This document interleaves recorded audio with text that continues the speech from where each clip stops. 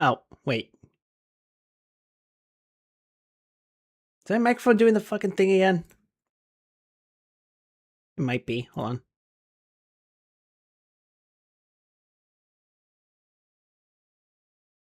It is! Son of a bitch! Why did it raise itself?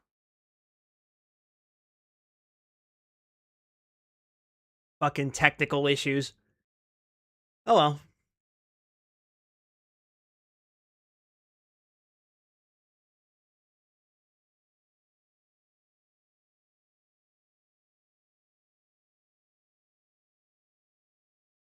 Alright then, well.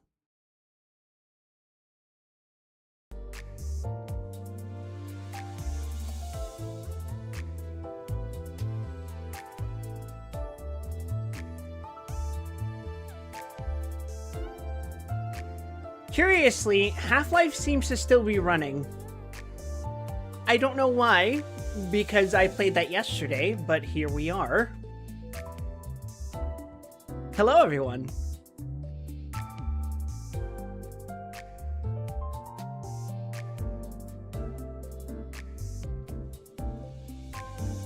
We are Limbus Company.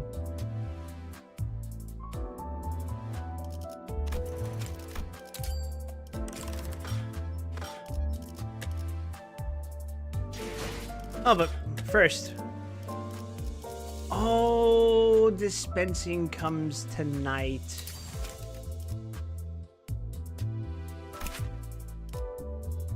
That is unfortunate. War Hero. War Hero.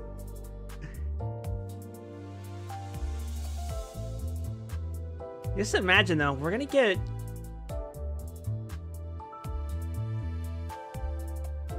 we could get Smoke War like teams. In fact, we might very well get that with the release of the new Walpurgis Noctides.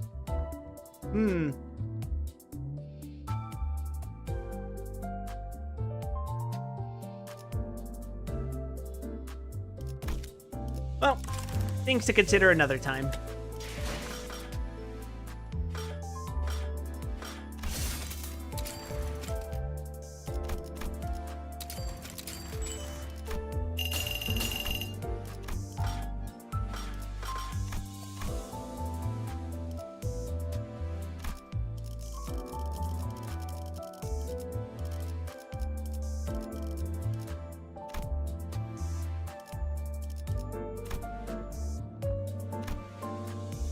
Pierce, huh?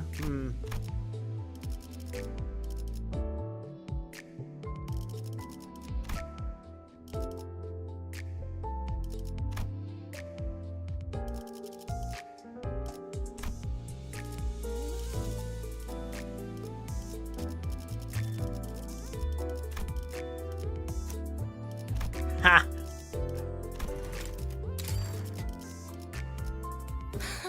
걸맞는 곳. 녹슨 총에 날카롭지 않은 화살. 명령하실 때 특수, 우필두, 이상이요. Yeah, that'll work probably.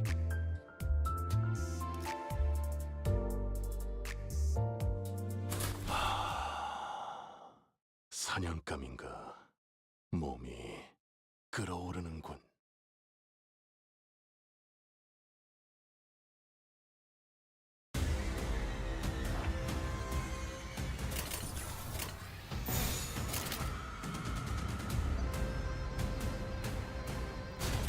명령에 따르겠습니다.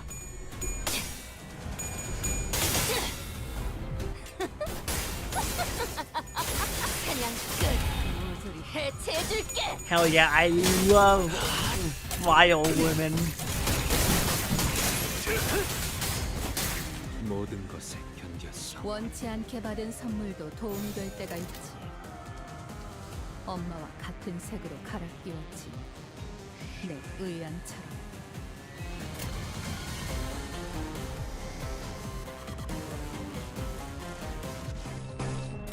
일기당천.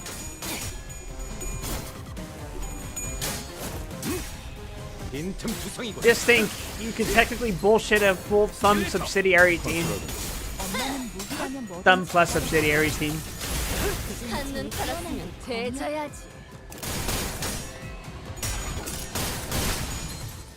말했잖아, 느리다고. 그대로 어래. 땡하기 전까지 손가락 하나 까딱하지 마.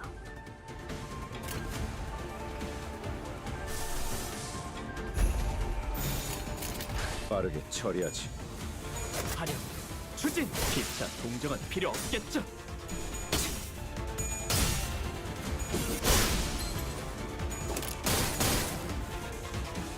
속사.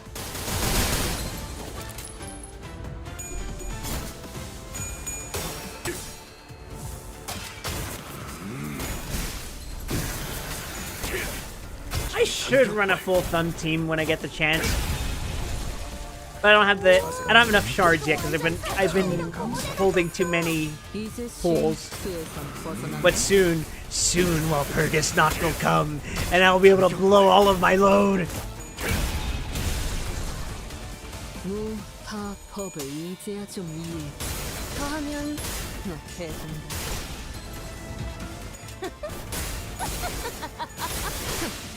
다음 태어난 곳으로 돌아가. 무분조도 얼마나 썼다고 벌써. 역시 모가지를 분질러야 조용해지는 거. 저 도야지 같은 새끼들. Someone's gonna get disposed. God damn. 받아볼 텐가.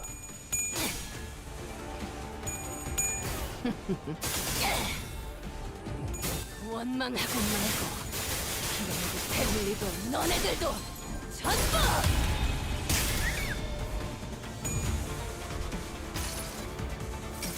That's fucking sick. 눈부시지 않다. 두려워하지.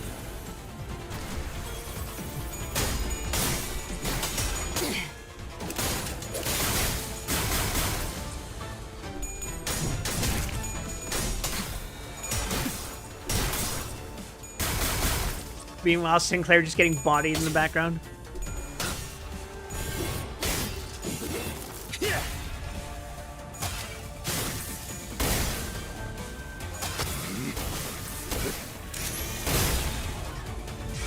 총알값 아까울 놈.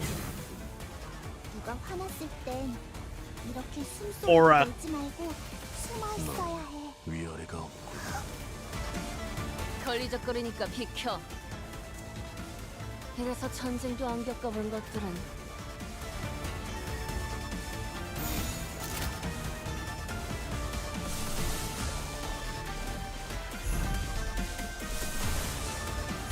Surely he won't corrode.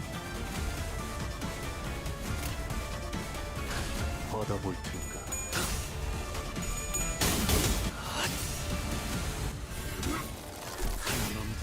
물 넘고 꺾고 제쳐라.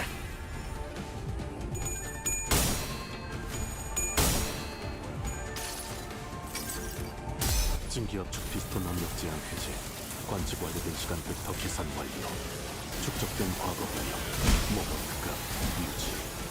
발사. Damn! 꽃으로 눈에 감을 무는 가치가 있는 예술이 살고자 하는 모든 것들과 흙속에 파묻혀라. 자세가 모르겠니? 자비에 감사도. 올. 하지만 슬슬 물리는군. 근처에 융수염이라는 군 거를 파는 곳 있나? 있군.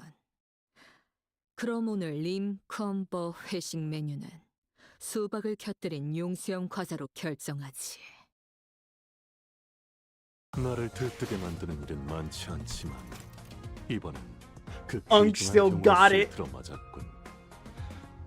잘 놀다 간다. 회수하지 않은 탄피는 팁이다.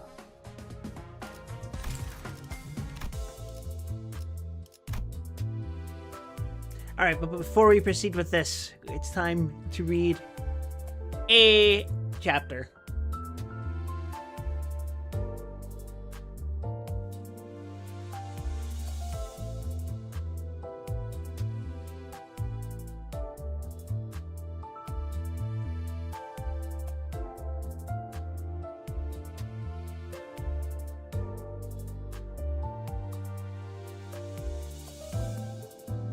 Hmm.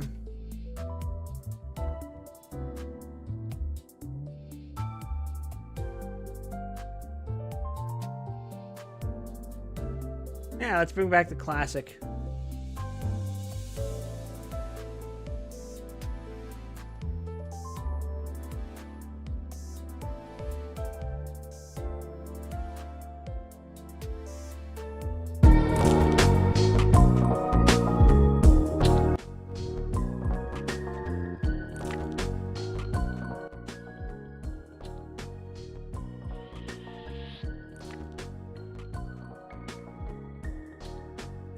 All right, time for some literature.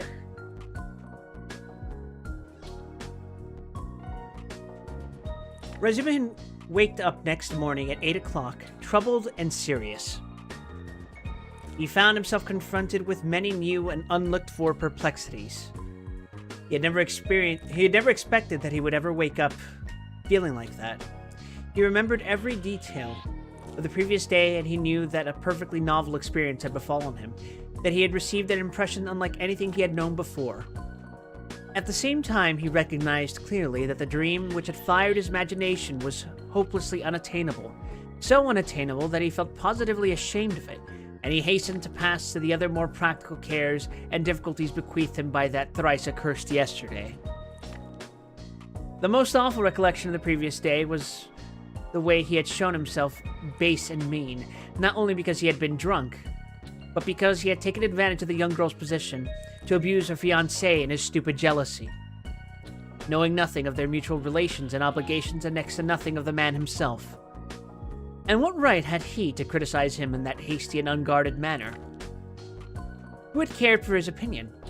Was it thinkable that such a creature as Avdotia Romanovna would be marrying an unworthy man for money? So there must be something in him. The lodgings?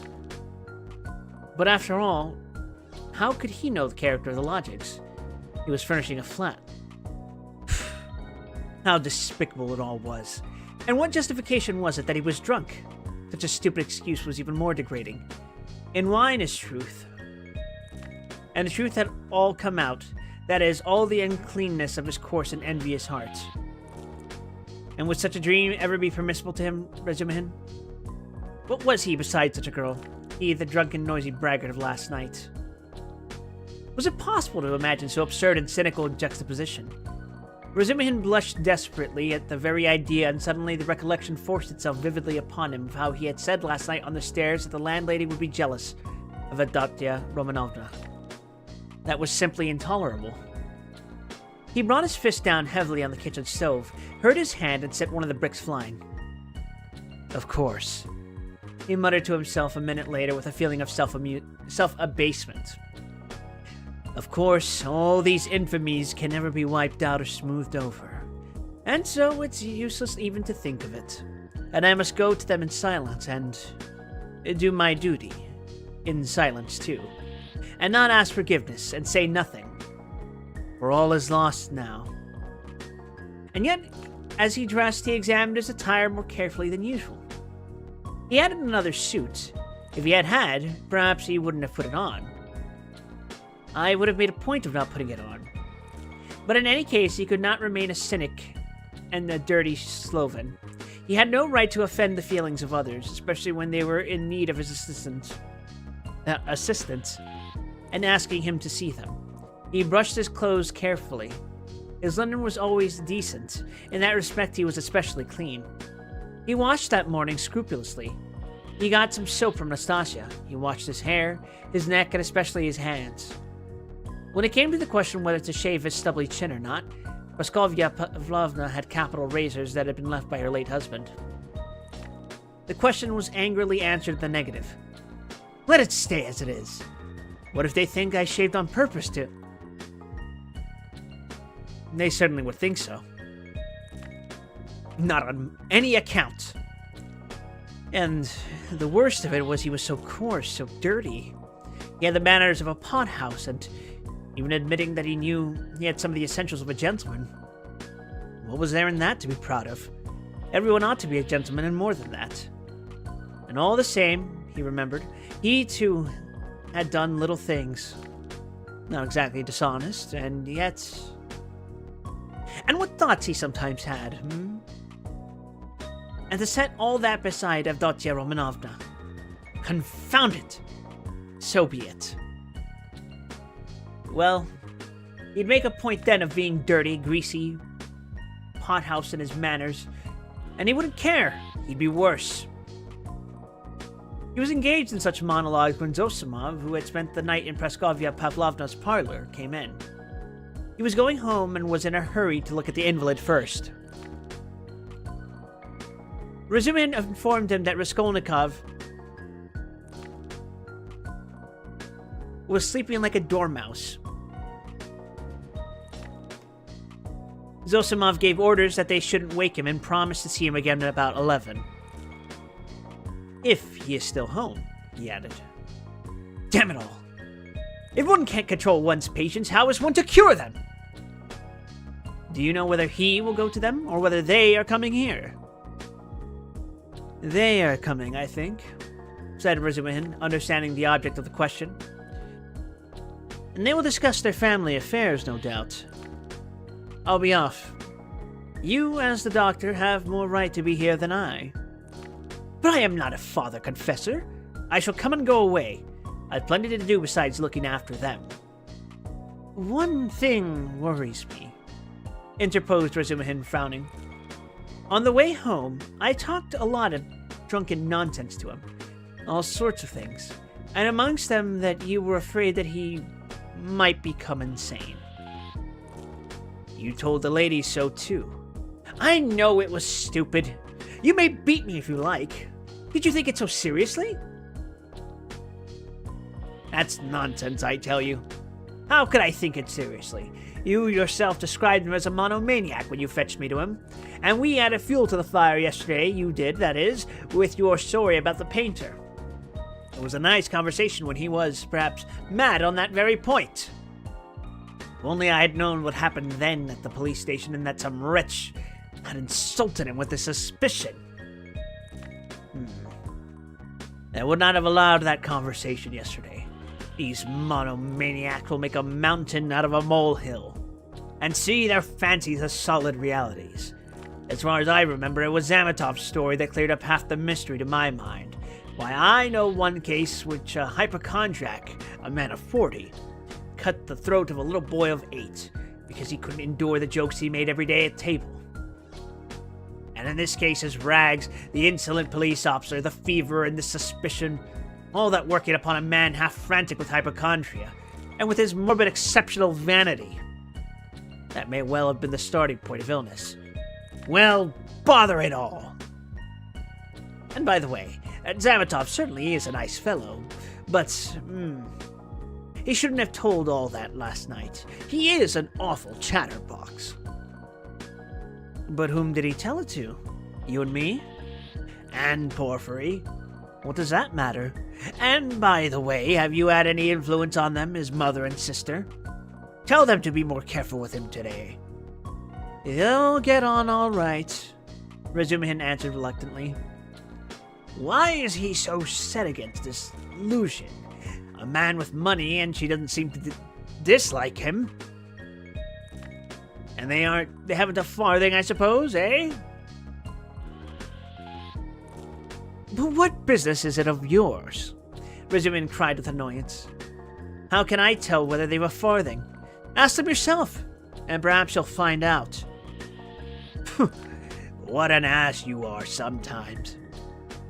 Last night's wine has not gone off yet. Goodbye. Thank your Praskovya Pavlovna from me for 9 nights' lodging. She locked herself in, made no reply to my bonjour through the door. He was up at 7 o'clock. The samovar was taken into her from the kitchen. I was not vouchsafed a personal interview. At 9 o'clock precisely, Razumihin reached the lodgings at Bakaliev's house. Both ladies were waiting for him with nervous impatience. They had risen at 7 o'clock or earlier. He entered looking as black as night, bowed awkwardly, and was at once furious with himself for it. He had reckoned without his host. Pulcheria Alexandrovna fairly rushed at him, seized by both hands, and was almost kissing them. He glanced timidly at Avdotya Romanovna, but her proud countenance wore at that moment an expression of such gratitude and friendliness, such complete and unlooked-for respect, in place of the sneering looks and ill-disguised contempt he had expected, that it threw him into greater confusion than if he had been met with abuse. Fortunately, there was a subject for conversation, and he made haste to snatch at it.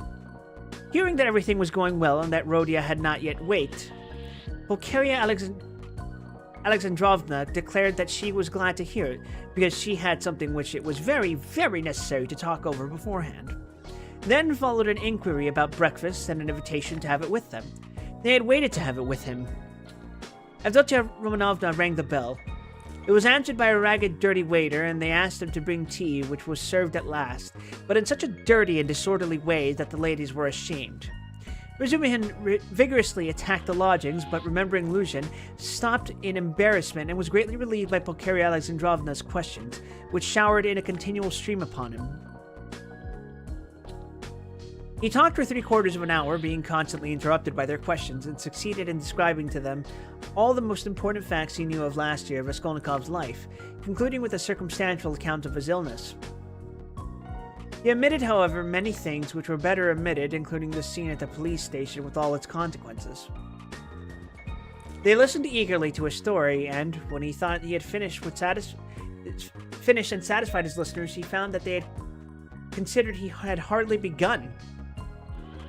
Tell me, what do you think? Excuse me, I still don't know your name. Pulcheria Alexandrovna put in hastily. Dmitri Prokofitch. I should like very, very much to know, Dmitri Prokofitch, how he looks on things in general now, that is. How can I explain? What are his likes and dislikes? Is he always so irritable? Tell me, if you can, what are his hopes, and so to say his dreams? Under what influences is he now?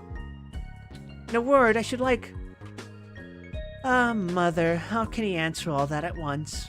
Observed Donia. Good heavens, I had not expected to find him in the least like this, Dmitri Prokofitch. Naturally, answered Razumihin. I have no mother, but my uncle comes every year, and almost every time he can scarcely recognize me, even in appearance, though he is a clever man. And your 3-year separation means a great deal. What am I to tell you? I have known Rodion for 1.5 years. He is morose, gloomy, proud, and haughty. And of late, and perhaps for a long time before, he has been suspicious and fanciful. He has a noble nature and a kind heart. He does not like showing his feelings and would rather do a cruel thing than open his heart freely. Sometimes, though, he is not at all morbid, but simply cold and inhumanly callous. It's as though he were alternating between two characters. Sometimes he is fearfully reserved. He says he is so busy that everything is a hindrance, and yet he lies in bed doing nothing. Doesn't jeer at things, but not because he doesn't have the wit, but as though he hadn't time to waste on such trifles. He never listens to what is said to him. He is never interested in what interests other people at any given moment. He thinks very highly of himself, and perhaps he is right. Well, what more? I think your arrival will have a most beneficial influence on him. God grant it may, cried Pulcheria Alexandrovna, distressed by Razumihin's account of Herodia.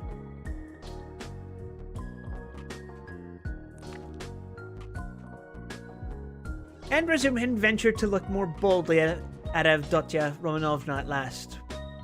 He glanced at her often while he was talking, but only for a moment, and looked away again at once. Avdotya Romanovna sat at the table, listening attentively, then got up again and began walking to and fro with her arms folded and her lips compressed, occasionally putting in a question, without stopping her walk. She had the same habit of not listening to what was said. She was wearing a dress of thin dark stuff, and she had a white transparent scarf round her neck. Razumihin soon detected signs of extreme poverty in their belongings. Had Avdotya Romanovna been dressed like a queen, he felt that he would not be afraid of her, but perhaps just because she was poorly dressed and that he noticed all the misery of her surroundings, his heart was filled with dread, and he began to be afraid of every word he uttered, every gesture he made. which was very trying for a man who already felt diffident.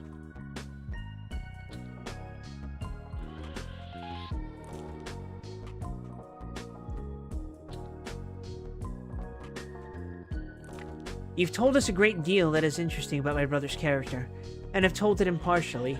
I am glad. I thought you were... I tabbed out by accident. I thought you were too uncritically devoted to him, observed Avdotya Romanovna with a smile.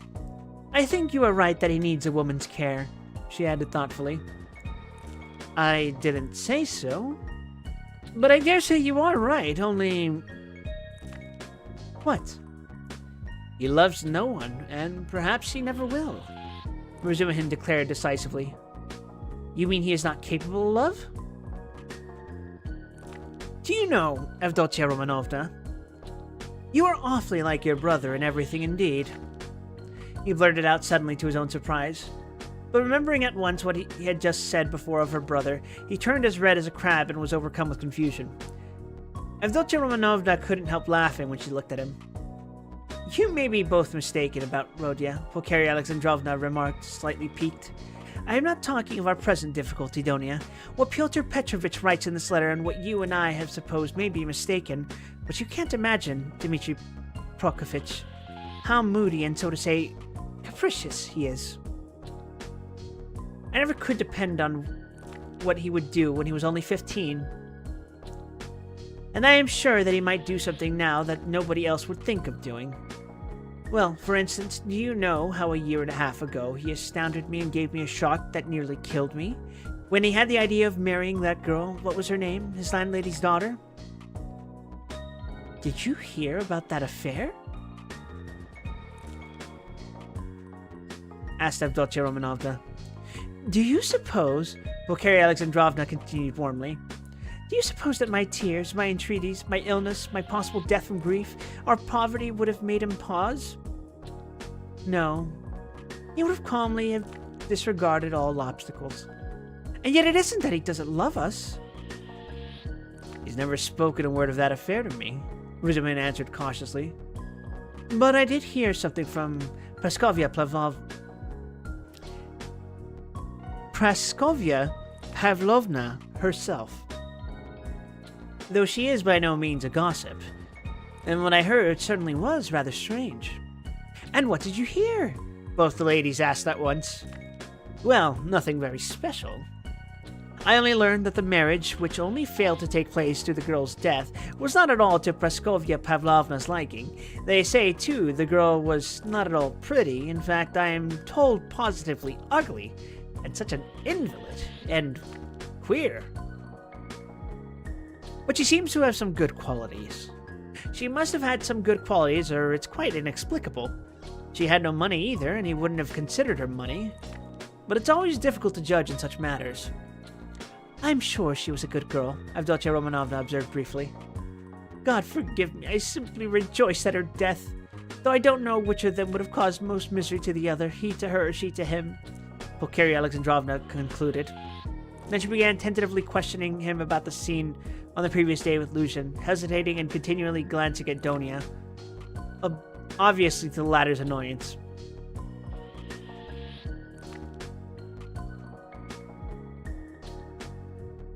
This incident, more than all the rest, evidently caused her uneasiness, even consternation.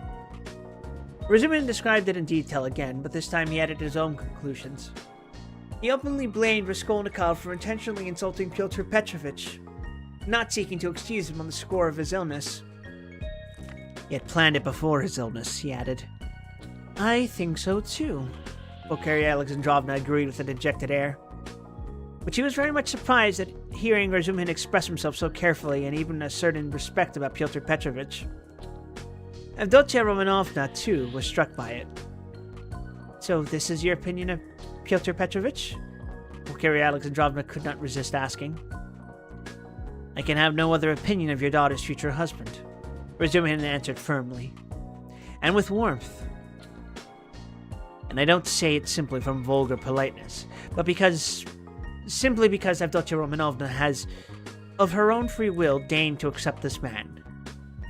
If I spoke so rudely of him last night, it was because I was disgustingly drunk and mad besides. Yes, mad. Crazy.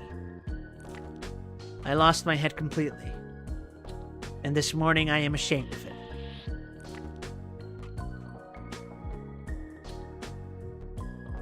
Oh, fuck me. He's doing the small text again.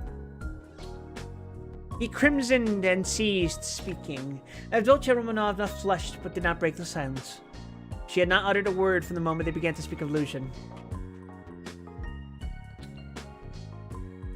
Without her support, Pulcheria Alexandrovna obviously did not know what to do. At last, faltering and continually glancing at her daughter, she confessed that she was exceedingly worried by one circumstance. You see, Dmitri Prokofiev, she began, I'll be perfectly open with Dmitri Prokofiev. Donia? Of course, mother, said Avdotya Romanovna emphatically. This is what it is, she began in haste, as though the permission to speak of her trouble lifted a weight off her mind. Very early this morning, we got a note from Pyotr Petrovich in reply to our letter announcing our arrival. He promised to meet us at the station, you know, and said of that he sent a servant to bring us the address of these lodgings to show us the way, and he sent a message that he would be here himself this morning. But this morning, this note came from him. You'd better read it yourself.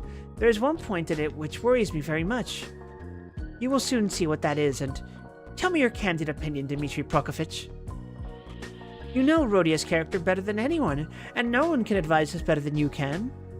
Donia, I must tell you, made her decision at once, but I still don't feel sure how to act, and I've been waiting for your opinion.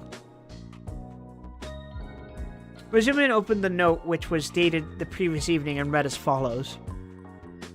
Dear Madam, Pulcheria Alexandrovna, I have the honor to inform you that owing to unforeseen obstacles, I was rendered unable to meet you at the railway station. I sent a very competent person with the same object in view. I likewise shall be deprived of the honor of an interview with you tomorrow morning by business in the Senate that does not admit of delay. Holy shit. Hold on.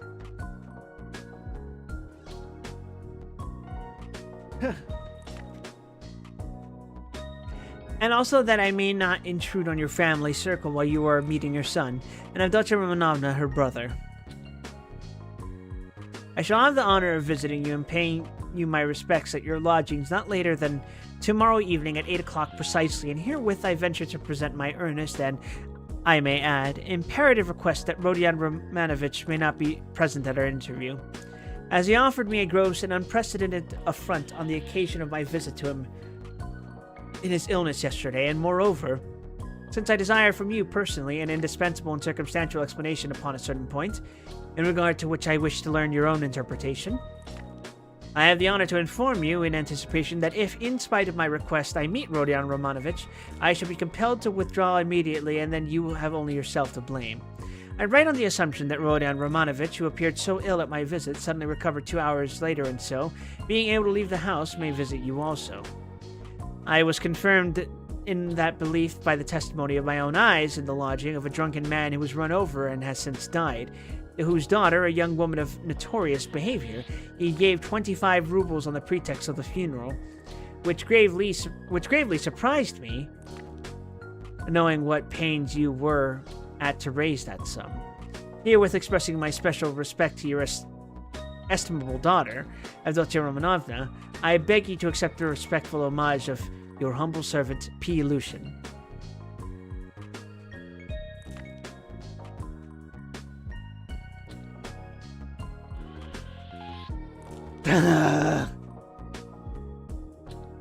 Rodion, you motherfucker. Well, anyway, what am I to do now, Dmitri Prokofiev? Began Pulcheria Alexandrovna, almost weeping. How can I ask Rodion not to come? Yesterday he insisted so earnestly on refusing Pyotr Petrovich, and now we are ordered not to receive Rodia. He will come on purpose if he knows, and what will happen then? Act on Avdotya Romanovna's decision, Razumin answered calmly at once. Oh dear me, she says goodness knows what she says. She doesn't explain her object. She says that it would be best, at least, not that it would be best, but that it's absolutely necessary that Rhodia should make a point of being here at 8 o'clock and that they must be. I didn't want even to show him the letter, but to prevent him from coming by some stratagem with your help, because he is so irritable. Besides, I don't understand about that drunkard who died and that daughter, and how you could have given the daughter all the money, which cost you such sacrifice, Mother, put in Avdotia Romanovna. He was not himself yesterday, Razumihin said thoughtfully. If you only knew what he was up to in a restaurant yesterday, though there was sense in it too. He did say something as we were going home yesterday evening about a dead man and a girl, but I didn't understand a word. But last night I myself... The best thing, Mother, will be for us to go to him ourselves. And there, I assure you, we shall see at once what's to be done. Besides, it's getting late. Good heavens, it's past 10. She cried, looking at a splendid gold enameled watch which hung around her neck on a thin Venetian chain, and looked entirely out of keeping with the rest of her dress. A present from her fiancé, thought Razumihin. We must start, Donia. We must start, her mother cried in a flutter. He will be thinking we are still angry after yesterday from our coming so late. Merciful heavens! While she said this, she was hurriedly putting on her hat and mantle. Donia, too, put on her things. Her gloves, as Razumihin noticed, were not merely shabby, but had holes in them. And yet this evident poverty gave the two ladies an air of special dignity, which is always found in people who know how to wear poor clothes. Razumihin looked reverently at Donia and felt proud of escorting her. The queen who mended her stockings in prison, he thought, must have looked every inch a queen, and even more a queen than at sumptuous banquets and levees.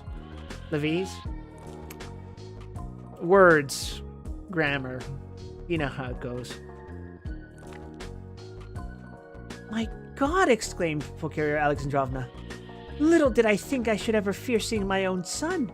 My darling, darling Rhodia. I'm afraid, Dmitri Prokofitch, she added, glancing at him timidly. Don't be afraid, Mother, said Donia, kissing her. Better have faith in him. Oh dear, I have faith in him, but I haven't slept all night, exclaimed the poor woman.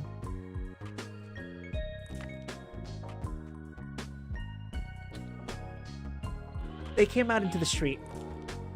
Do you know, Donia, when I dozed a little this morning, I dreamed of Marfa Petrovna.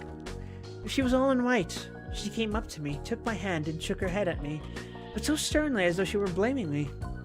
Is that a good omen? Oh, dear me. You don't know, Dmitri Prokofitch, that Maria Petro... That Maria or Marfa Petrovna? Marfa Petrovna's dead. No, I didn't know. Who is Marfa Petrovna? She died suddenly, and only fancy. Afterwards, Mama, put in Donia. He doesn't know who Marfa Petrovna is. Ah, you don't know? And I was thinking you knew all about us. Forgive me, Dmitri Prokofitch. I don't know what I am thinking about these last few days. I look upon you as really a providence for us, and so I took it for granted that you knew all about us. I look on you as a relation. Don't be angry with me for saying so. Dear me, what's the matter with your right hand? Have you knocked it? Yes, I bruised it, muttered Razumihin, overjoyed. I sometimes speak too much from the heart, so that Donia finds fault with me. But dear me, what a cupboard he lives in. I wonder whether he is awake. Does this woman, his landlady, consider it a room? Listen, you say he does not like to show his feelings, so perhaps I shall annoy him with my weaknesses? You advise me, Dmitri Prokofitch. How am I to treat him? I feel quite distracted, you know. Don't question it too much about anything if you see him frown. Don't ask him too much about his health. He doesn't like that. Ah, Dmitri Prokofitch, how hard it is to be a mother. But here are the stairs. What an awful staircase. Mother, you are quite pale. Don't distress yourself, darling, said Donia, caressing her. Then with flashing eyes, she added, he ought to be happy at seeing you, and you are tormenting yourself so. Wait, I'll peep in and see whether he's waked up. Oh, wait, that was Raz. Whatever. The ladies slowly followed Razumihin, who went on before, and when they reached that landlady's door on the 4th story, they noticed that her door was a tiny crack open and that 2 keen black eyes were watching them from the darkness within. When their eyes met, the door was suddenly shut with such a slam that Pulcheria Alexandrovna almost cried out.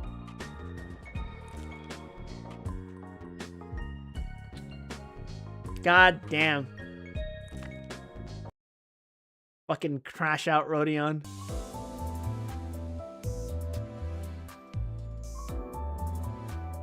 Kill someone once.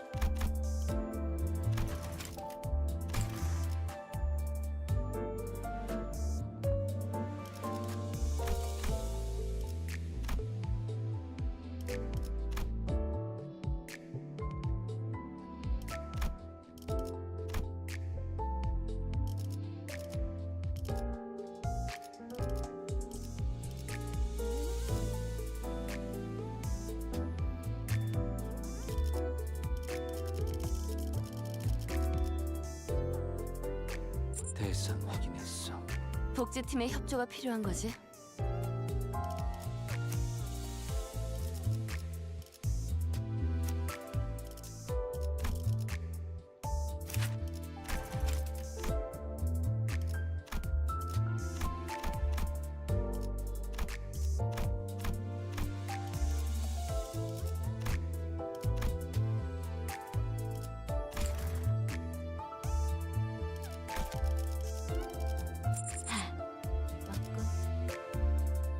녹슨 총에 날카롭지 않은 화살초.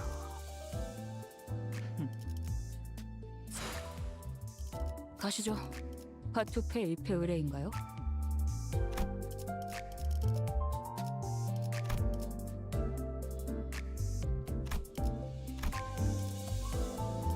Does Meursault have a gloom ID?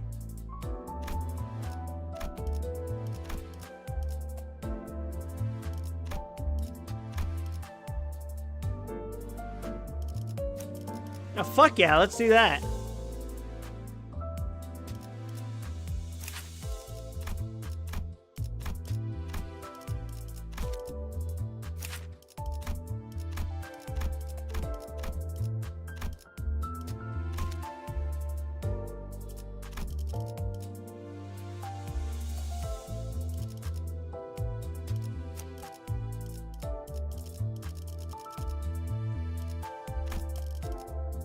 사냥감을 찾은 건가?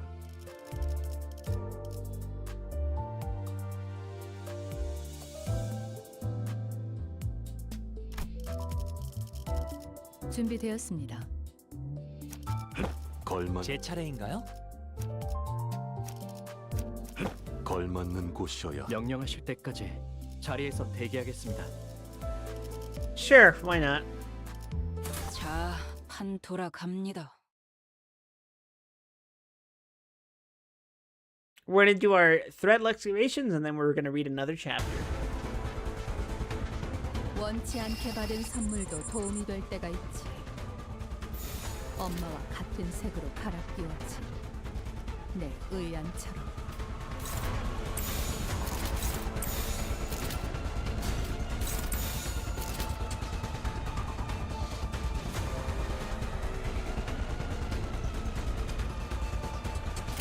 당신 짝패군요.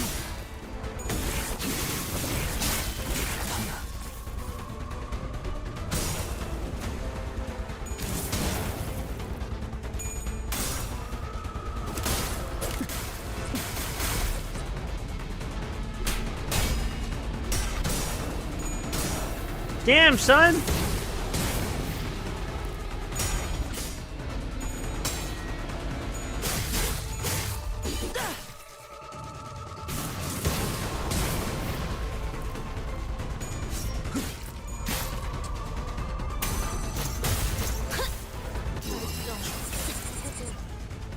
지령에게 불확실한 것은 없네.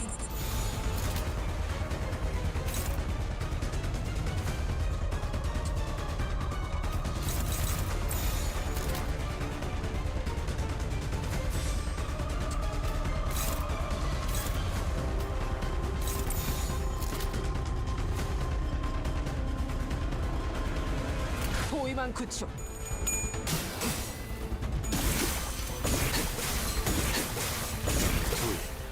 무타법을 이제야 좀 이해했고. 억제 성공. 진짜. 격발. 이제 싱수에선 벗어났나?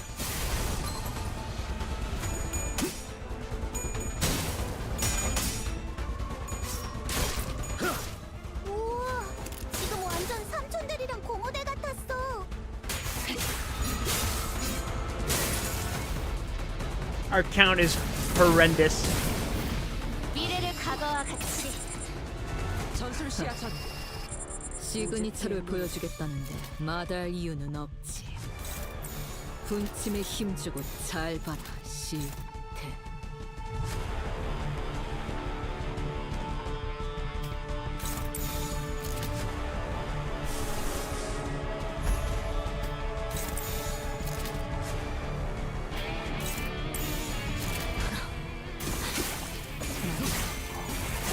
정확하게.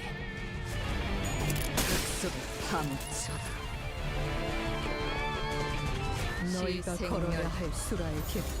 오래 필수록 같이 떨어지는 법이지. 뭐? 또 뭘?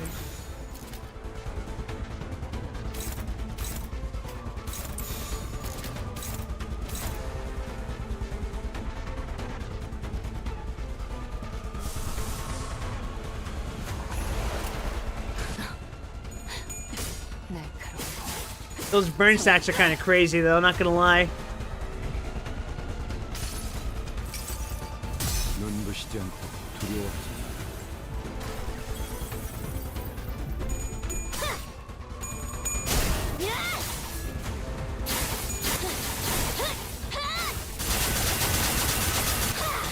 대응 완료.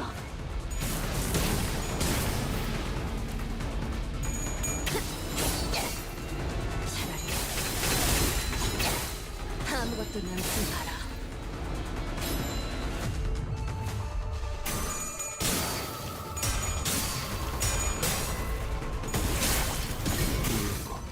앞으로 돼. 꽃으로 잠들어. Explode. 모든 것들과 함께 무덤으로 돌아가라. 엄마는 무기라면 뭐든 잘 다뤘어. 그중 제일 뛰어난 게 검이었지. 믿음을 되새겼다니. 어리석은 의문을 품지 말았어야지. 제 행위. 아메코. 그 뜻을 해금하겠네.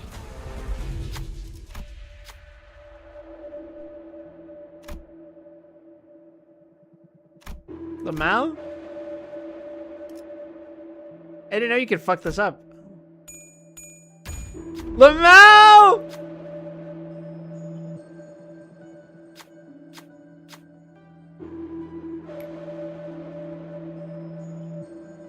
Oh my fucking god. 일찍 끝나겠구나. Oh, never mind. We're good. We're good. We're... 단축의 예수. 끝을 알 수 없던 엄마. I literally could have gone with anyone else and I would have succeeded, but I wanted to see what would happen. You know how it is. 거미집에 살 생활도 내가 겪어야 했을 기다림. 뭐 짧게 끊어내고 싶었을 텐데.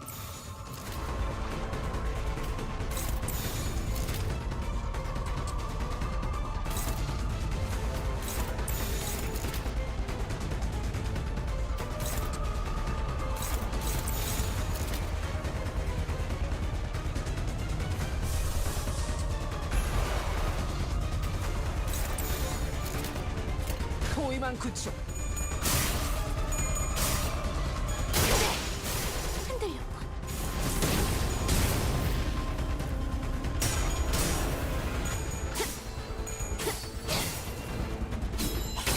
나도 지킬 게 많거든.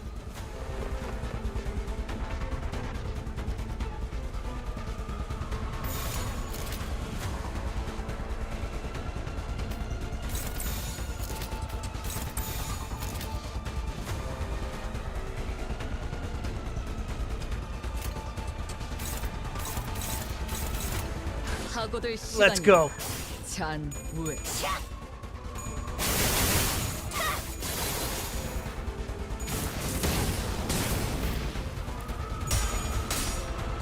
여기 옥석이군.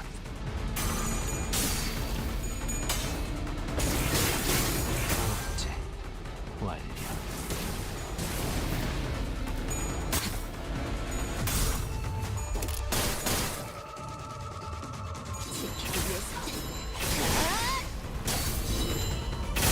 거슬리는 놈을 깔끔히 잘라내고 그게 바로 만탄지예다. 한눈 팔지 마세요. 메마른 당신에게 파도는 반드시 밀려올 테니.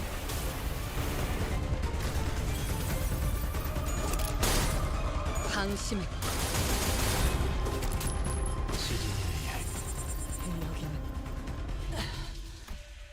아무것도 아니다. 전원 전투 속행. 전생멸 보기 좋게 거미줄에 걸려도 같이 Alright, we style on him by finishing him off with a fucking Furioso. 격정의 마음을 모방하겠어. 정확하게.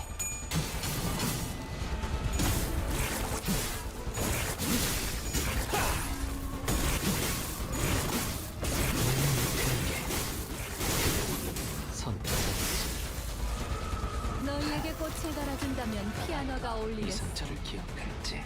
가장 온. Gloom advantage my ass. 슬슬 물리는군.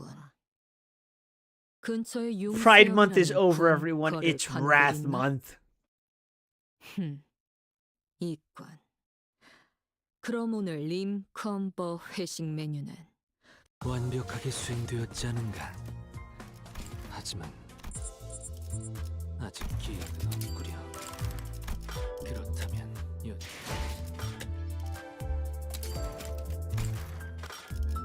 점심시간에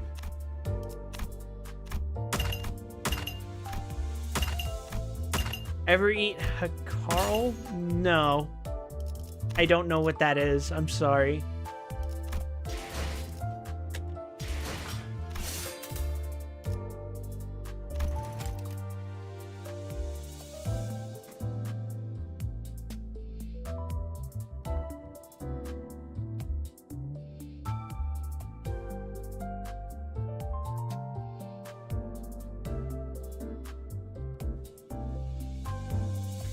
Alright, we're gonna read another chapter before we start the mirror dungeon, but first I gotta pick out a song.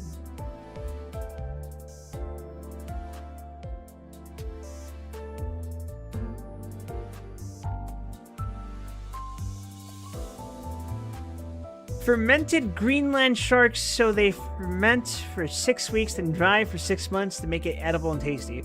Well, there's the first problem. I've never eaten shark in my life, at all. In any capacity.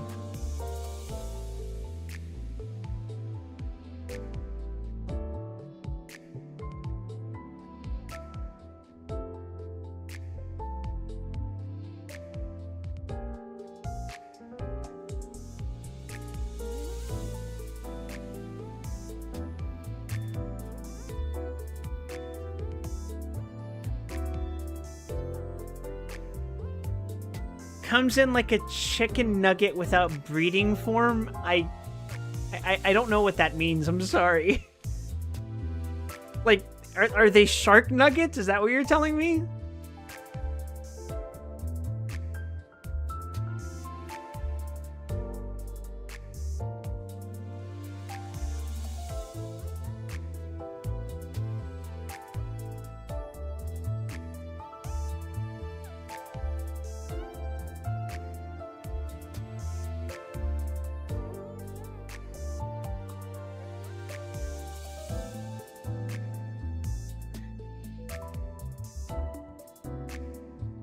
Oh, so they're like unbreaded shark nuggets.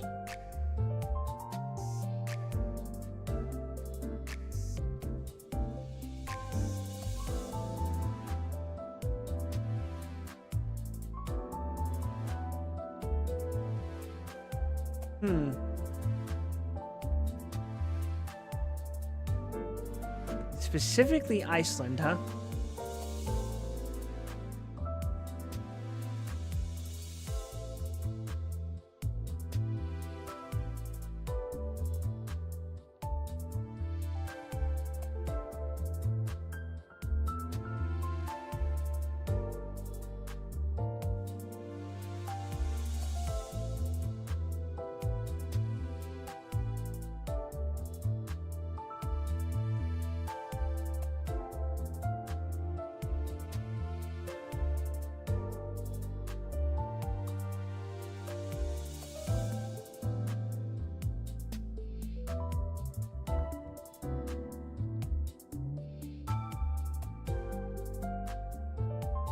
That sounds interesting. I don't know if I'd try it. Well, I'll try anything once. I don't know if I'd try it again, though. You know?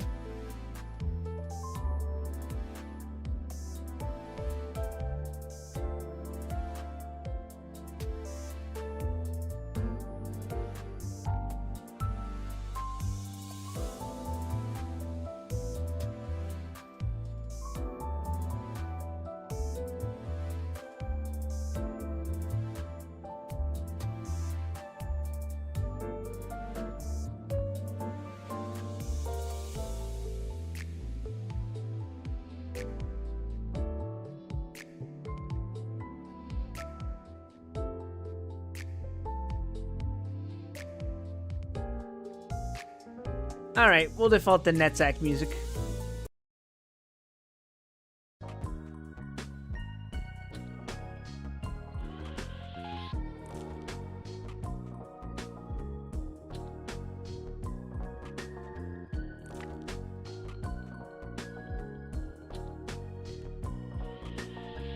He is well, quite well, Zosimov cried cheerfully as they entered.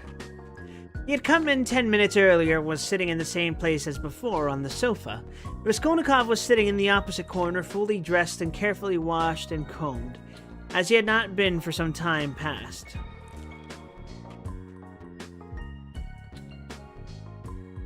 The room was immediately crowded, yet Nastasia managed to follow the visitors in and stayed to listen. Raskolnikov really was almost well, as compared with his condition the day before, but he was still pale, listless, and somber. He looked like a wounded man or one who has undergone some terrible physical suffering. His brows were knitted, his lips compressed, his eyes feverish. He spoke little and reluctantly, as though performing a duty, and there was a restlessness in his movements. He only wanted a sling on his arm or a bandage on his finger to complete the impression of a man with a painful abscess or a broken arm.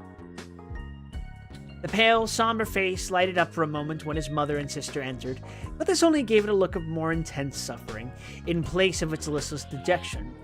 The light soon died anyway, but the look of suffering remained, and Zosimov, watching and studying his patient with all the rest of a young doctor beginning to practice, noticed in him no joy at the arrival of his mother and sister, but a sort of bitter, hidden determination to bear another hour or two of inevitable torture. He saw later that almost every word of the following conversation seemed to touch on some sore place and irritate it, but at the same time he marveled at the power of controlling himself and hiding his feelings in a patient who the previous day had, like a monomaniac, fallen into a frenzy at the slightest word. "Yes, I see myself now that I am almost well," said Raskolnikov, giving his mother and sister a kiss of welcome which made Pulcheria Alexandrovna radiant at once. "And I don't say this as I did yesterday," he said, addressing Razumihin with a friendly pressure of his hand. "Yes, indeed, I am quite surprised at him today," began Zosimov, much delighted at the lady's entrance, for he had not succeeded in keeping up a conversation with his patient for 10 minutes. "In another 3 or 4 days, if he goes on like this, he will be just as before, that is, as he was a month ago, or 2, or perhaps even 3. This has been coming on for a long while. Eh? Confess now that it has been perhaps your own fault?" he added with a tentative smile, as though he was still afraid of irritating him. "It is very possible," answered Raskolnikov coldly. "I should say, too," continued Zosimov with zest, "that your complete recovery depends solely on yourself. Now, that one can talk to you, I should like to impress upon you that it is essential to avoid the elementary, so to speak, fundamental causes tending to produce your morbid condition. In that case, you will be cured. If not, it will go from bad to worse. These fundamental causes I don't know, but they must be known to you. You are an intelligent man, and must have observed yourself, of course. I fancy the first stage of your derangement coincides with your leaving the university. You must not be left with that occupation, and so work and definite aim set before you might, I fancy, be very beneficial. Yes, you're perfectly right. I will make haste and return to the university, and then everything will go smoothly. Zossimov, who had begun his sage advice partly to make an effect before the ladies, was certainly somewhat mystified when, glancing at his patient, he observed unmistakable mockery on his face. This lasted an instant, however. Valkyria Alexandrovna began at once thanking Zossimov, especially for his visit to their lodging on the previous night. What? He saw you last night? Raskolnikov asked, as though startled. Then you have not slept either after your journey. Ah, Rhodia, that was only till 2 o'clock. Donia and I never go to bed before 2 at home. I don't know how to thank him either. Raskolnikov went on, suddenly frowning and looking down. Setting aside the question of payment, forgive me for referring to it, he turned to Zossimov. I really don't know what I have done to deserve such special attention from you. I simply don't understand it. And it weighs upon me. Indeed, because I don't understand it. I tell you so candidly. Don't be irritated, Zossimov forced himself to laugh. Assume that you are my first patient. Well, we fellows just beginning to practice love our first patients as if they were our children, and some almost fall in love with them. And of course, I am not rich in patience. I say nothing about him, added Raskolnikov, pointing to resume him. Though he has had nothing from me either but insult and trouble. What nonsense is he talking? Why, you were in a sentimental mood today, are you? Shouted Razumihin. If he had more penetration, he would have seen that there was no trace of sentimentality in him, but something indeed quite the opposite. But Avdotya Romanovna noticed it. She was intently and uneasily watching her brother. As for you, Mother, I don't dare to speak. He went on, as though repeating a lesson learned by heart. It is only today that I have been able to realize a little how distressed you must have been here yesterday, waiting for me to come back. When he had said this, he suddenly held out his hand to his sister, smiling without a word. But in this smile there was a flash of real, unfeigned feeling. Donia caught it at once and warmly pressed his hand, overjoyed and thankful. It was the first time he had addressed her since their dispute the previous day. The mother's face lighted up with ecstatic happiness at the sight of this conclusive, unspoken reconciliation. Yes, this is what I love him for. Razumihin, exaggerating it all, muttered to himself with a vigorous turn in his chair. He has these movements. And how well he does it all, the mother was thinking to herself. What generous impulses he has, and how simply, how delicately he put an end to all the misunderstanding with his sister. Simply by holding out his hand at the right minute and looking at her like that. And what fine eyes he has, and how fine his whole face is. He is even better looking than Donia. But good heavens, what a suit, how terribly he's dressed.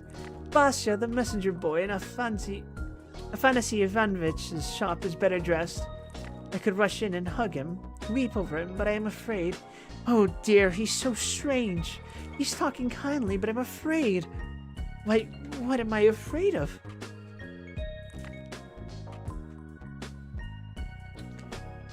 Oh, Rhodia, you wouldn't believe, she began suddenly, in haste to answer his words to her, how unhappy Donia and I were yesterday. Now that it's all over and done with, we are quite happy again, I can tell you. Fancy, we ran here almost straight for the train to embrace you and that woman. Ah, here she is. Good morning, Nastasia. She told us at once that you were lying in a high fever and had just run away from the doctor in delirium, and they were looking for you in the streets. You can't imagine how we felt. I couldn't help thinking of the tragic end of Lieutenant Potenchikov, a friend of your father's. You can't remember him, Rhodia, who ran out in the same way in a high fever and fell into the well in a courtyard, and they couldn't pull him out the next day. Of course, we exaggerated things. We were on the point of rushing to find Pyotr Petrovich to ask him for help, because we were alone, utterly alone. She said plaintively and stopped short, suddenly recollecting it was still somewhat dangerous to speak of Pyotr Petrovich, although we are quite happy again. Yes, of course it's very annoying. Raskolnikov muttered in reply, but with such a preoccupied and inattentive air that Donia gazed at him in perplexity. What else was it I wanted to say? He went on, trying to recollect. Oh, yes. Mother. And you too, Donia. Please don't think that I didn't mean to come and see you today, and was waiting for you to come first. What are you saying, Rhodia? Cried Pulcheria Alexandrovna. She too was surprised. Is he answering us as a duty? Donia wondered. Is he being reconciled and asking forgiveness as though he were performing a rite or repeating a lesson? I've only just waked up and wanted to go to you, but was delayed owing to my clothes. I forgot yesterday to ask her, Nastasia, to wash out the blood. I've only just got dressed. Blood? What blood? Pulcheria Alexandrovna asked in alarm. Oh, nothing. Don't be uneasy. It was when I was wandering about yesterday, rather delirious, that I chanced upon a man who had been run over. A clerk. Delirious? But you remember everything, Razumihin interrupted. That's true, Raskolnikov answered with special carefulness. I remember everything, even to the slightest detail, and yet... why I did that and went there and said that, I can't clearly explain now. A familiar phenomenon, interposed Zosimov. Actions are sometimes performed in a masterly and most cunning way, while the direction of the actions is deranged and dependent on various morbid impressions. It's like a dream. Perhaps it's a good thing, really, that he should think me almost a madman, thought Raskolnikov. Why, people in perfect health act in the same way, too, observed Donia, looking uneasily at Zosimov. There is some truth in your observation, the latter replied. In that sense, we are all certainly not infrequently like madmen, but with the slight difference that the deranged are somewhat matter, for we must draw a line. A normal man, it is true, hardly exists. Among dozens, perhaps hundreds of thousands, hardly one is to be met with. At the word madman, carelessly dropped by Zosimov in his chatter on his favorite subject, everyone frowned. Raskolnikov sat, seeming not to pay attention, plunged in thought with a strange smile on his pale lips. He was still meditating on something. Well, what about the man who was run over? I interrupted you, Razumin cried hastily. What? Raskolnikov seemed to wake up. Oh, I got spattered with blood helping to carry him to his lodging. By the way, Mama, I did an unpardonable thing yesterday. I was literally out of my mind. I gave away all the money you sent me to his wife for the funeral. She's a widow now, in consumption. A poor creature. 3 little children, starving. Nothing in the house. There's a daughter, too. Perhaps you'd have given it yourself had you seen them. But I had no right to do it, I admit. Especially as I knew how you needed the money yourself. To help others, one must have the right to do it. Or else crevis ciens, si vos net pas content. He laughed. That's right, isn't it, Donia? No, it's not, answered Donia firmly. Bah! You too have ideals, he muttered, looking at her almost with hatred and smiling sarcastically. I ought to have considered that. Well, that's praiseworthy and it's better for you. And if you reach a line you won't overstep, you will be unhappy. And if you overstep it, maybe you will still be unhappier. But all that's nonsense. He added irritably, vexed at being carried away. I only meant to say that I beg your forgiveness, Mother, he concluded shortly and abruptly.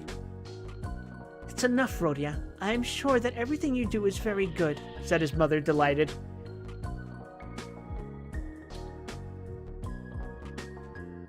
Don't be too sure, he answered, twisting his mouth into a smile. A silence followed. There is a certain constraint in all this conversation, and in the silence, and in the reconciliation, and in the forgiveness, and all were feeling it.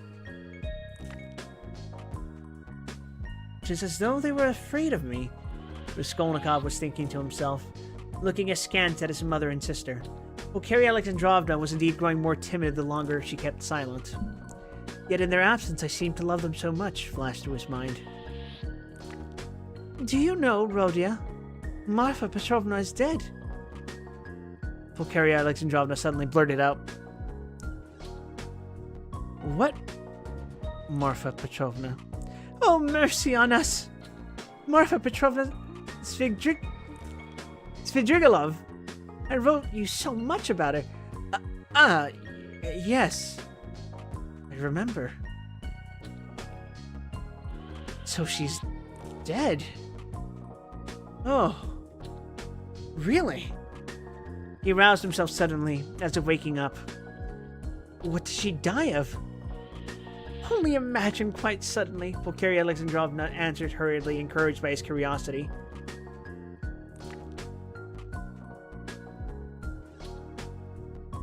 On the very day I was sending you that letter, would you believe it? That awful man seems to have been the cause of her death.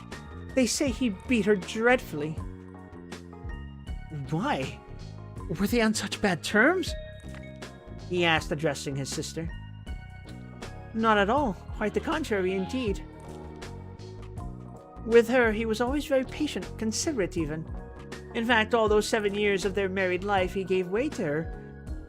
Too much so, indeed, in many cases. All of a sudden, he seemed to have lost patience. Then he could not have been so awful if he controlled himself for 7 years. You seem to be defending him, don't you? No, he's an awful man. I can imagine nothing more awful, Donia answered, almost with a shudder, knitting her eyebrows and sinking into thought.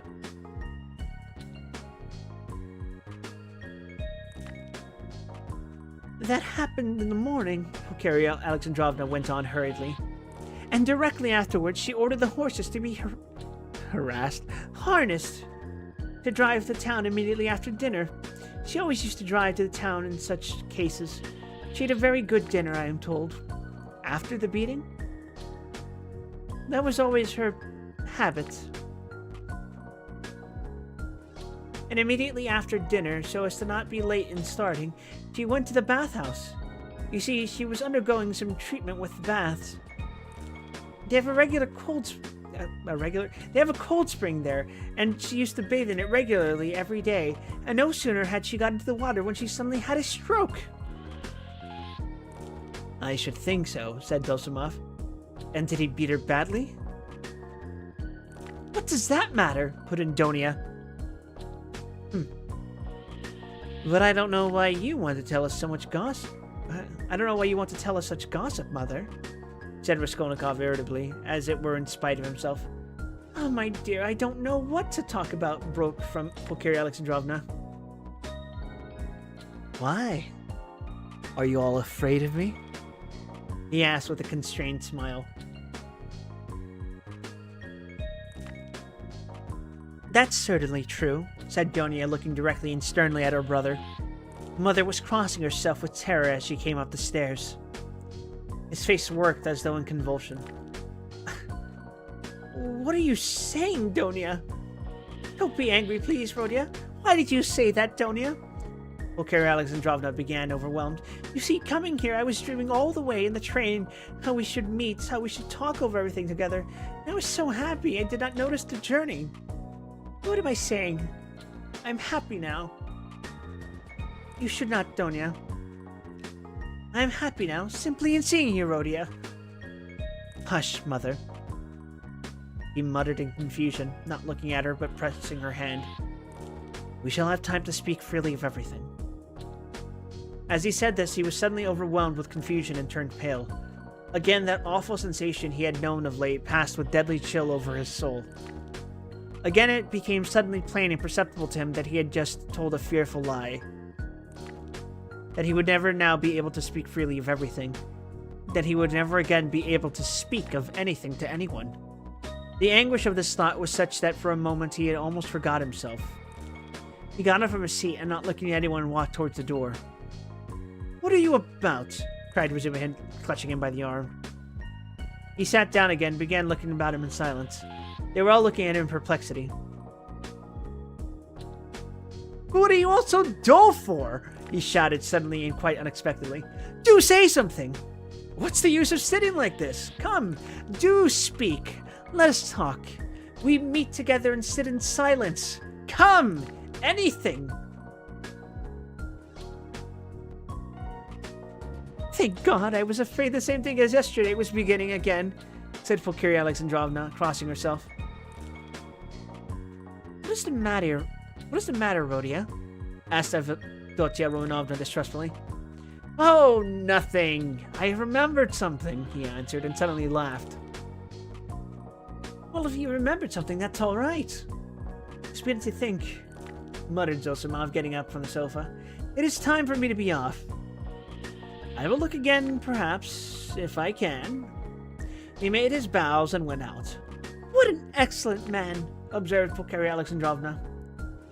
"Yes, excellent, splendid, well-educated, intelligent." Raskolnikov began, suddenly speaking with surprising rapidity and a liveliness he had not shown till then. "I can't remember where I had met him before my illness. I believe I have met him somewhere, and this is a good man, too," he nodded at Razumihin. "Do you like him, Donia?" he asked her, and suddenly, for some unknown reason, laughed. "Very much," answered Donia. "Phew, what a pig you are," Razumihin protested, blushing in terrible confusion. And he got up from his chair. Pulcheria Alexandrovna smiled faintly, but Raskolnikov laughed aloud. "Where are you off to?"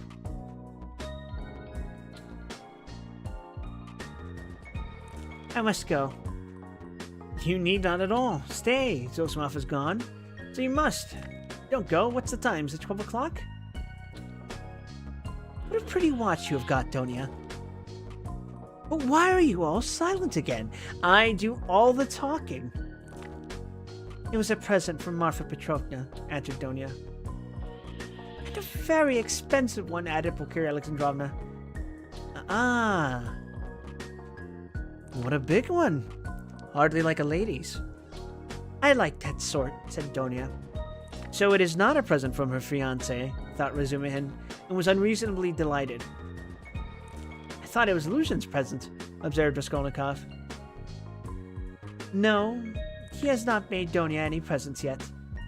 "Ah! And do you remember, Mother, I was in love and wanted to get married?" he said suddenly, looking at his mother, who was disconcerted by the sudden change of subject and the way he spoke of it. "Oh, yes, my dear." Pulcheria Alexandrovna exchanged glances with Donia and Razumihin. "Yes.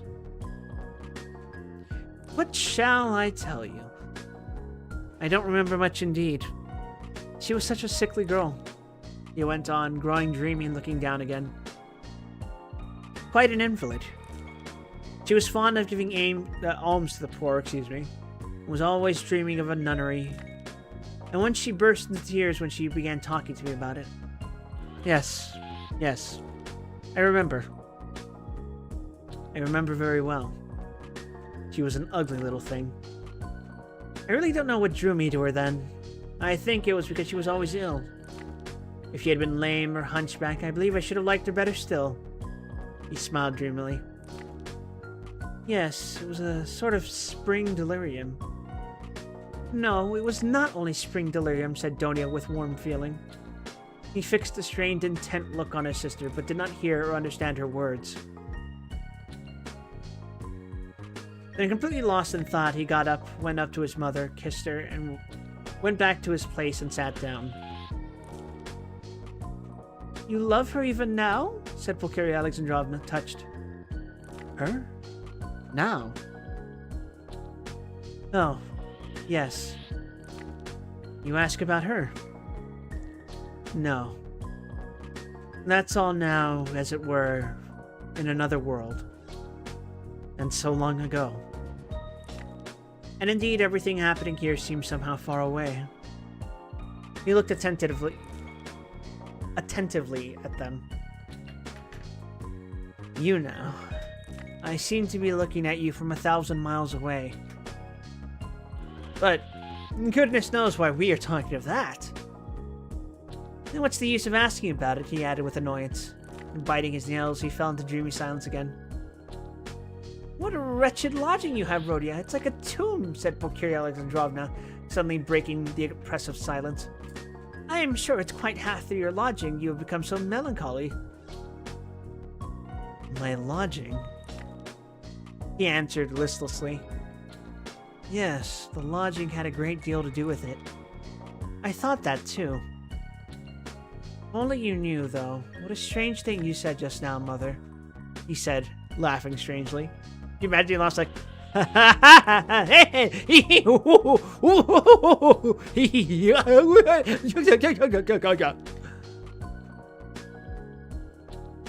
little more, and their companionship, this mother and this sister, with him after 3 years' absence, this intimate tone of conversation, in face of the utter impossibility of really speaking about anything, would have been beyond his power of endurance. But there was one urgent matter which must be settled one way or the other that day, so he had decided when he woke. Now he was glad to remember it as a means of escape. Listen, Donia, he began gravely and dryly. Of course I beg your pardon for yesterday, but I consider it my duty to tell you again that I do not withdraw from my chief point. It is me or Lucian. If I am a scoundrel, you must not be. One is enough. If you marry Lucian, I cease at once to look on you as a sister. Rhodia, it is the same as yesterday again! Pulcheria Alexandrovna cried mournfully. And why do you call yourself a scoundrel? I can't bear it! You said the same thing yesterday. Brother, Donia answered firmly and with the same dryness. In all this, there is a mistake on your part. I thought it over at night and found out the mistake. It is all because you seem to fancy I am sacrificing myself for someone and for someone. To someone and for someone, excuse me. That is not the case at all. I am simply marrying for my own sake because things are hard for me. Though, of course, I shall be glad if I succeed in being useful to my family. But that is not the chief motive for my decision. She's lying, he thought to himself, biting his nails vindictively. Proud creature. She won't admit she wants to do it out of charity. Too haughty. Oh, base characters. They even love as though they hate. Oh, how I hate them all. In fact, continued Donia, I am marrying Pyotr Petrovich because of two evils I choose the less. I intend to do honestly all he expects of me, so I am not deceiving him. Why did you smile just now? She too flushed, and there was a gleam of anger in her eyes. All? He asked with a malignant grin. Within certain limits. Both the manner and form of Pyotr Petrovich's courtship showed me at once what he wanted. He may, of course, think too well of himself, but I hope he esteems me too. Why are you laughing again? And why are you blushing again? You are lying, sister. You are intentionally lying, simply from feminine obstinacy. Simply to hold your own against me. You cannot respect Lucian. I have seen him and talked with him. So you are selling yourself for money, and so in any case you are acting basely, and I am glad at least that you can blush for it. It is not true. I am not lying, cried Donia, losing her composure. I would not marry him if I were not convinced that he esteems me and thinks highly of me. I would not marry him if I were firmly convinced that I can respect him. Fortunately, I can have convincing proof of it this very day. And such a marriage is not a vileness, as you say. And even if you were right, if I really had determined on a vile action, it is not merciless on your part to speak to me like that. Why do you demand of me a heroism that perhaps you have not either? It is despotism. It is tyranny. If I ruin anyone, it is only myself. I am not committing a murder. Why do you look at me like that? Why are you so pale? Rhodia, darling. What's the matter? Good heavens, you have made him faint, cried Pulcheria Alexandrovna. No. Nonsense. It's nothing. A little giddiness. Not fainting. You have fainting on the brain. Yes. What was I saying? Oh, yes. In what way will you get convincing proof today that you can respect him and that he esteems you, as he said? As you said. I think you said today? Mother, show Rhodia Pyotr Petrovich's letter, said Donia. With trembling hands, Pulcheria Alexandrovna gave him the letter. He took it with great interest, but before opening it, he looked suddenly with a sort of wonder at Donia. It is strange, he said slowly, as though struck by a new idea. What am I making such a fuss for? What is it all about? Marry whom you like. He said this as though to himself, but said it out loud, and looked for some time at his sister as though puzzled. He opened the letter at last, still with the same look of strange wonder on his face. Then, slowly and attentively, he began reading and read it through twice. Okay. Pulcheria Alexandrovna showed marked anxiety, and all indeed expected something particular. What surprises me, he began after a short pause, handing the letter to his mother, but not addressing anyone in particular, is that he is a businessman, a lawyer, and his conversation is pretentious indeed. And yet he writes such an uneducated letter. They all started. They had expected something quite different. But they all write like that, you know, Rizumin observed abruptly. Have you read it? Yes. We showed him, Rhodia. We consulted him just now. Pulcheria Alexandrovna began, embarrassed.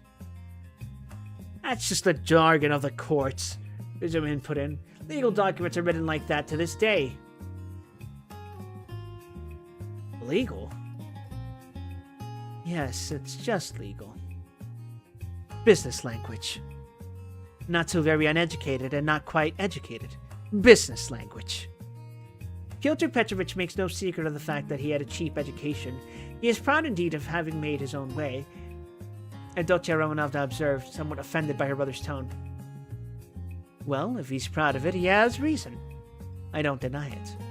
You seem to be offended, sister, at my making only such a frivolous criticism on the letter, and to think that I speak of such trifling matters on purpose to annoy you. It is quite the contrary. An observation apropos of the style occurred to me that is by no means irrelevant as things stand.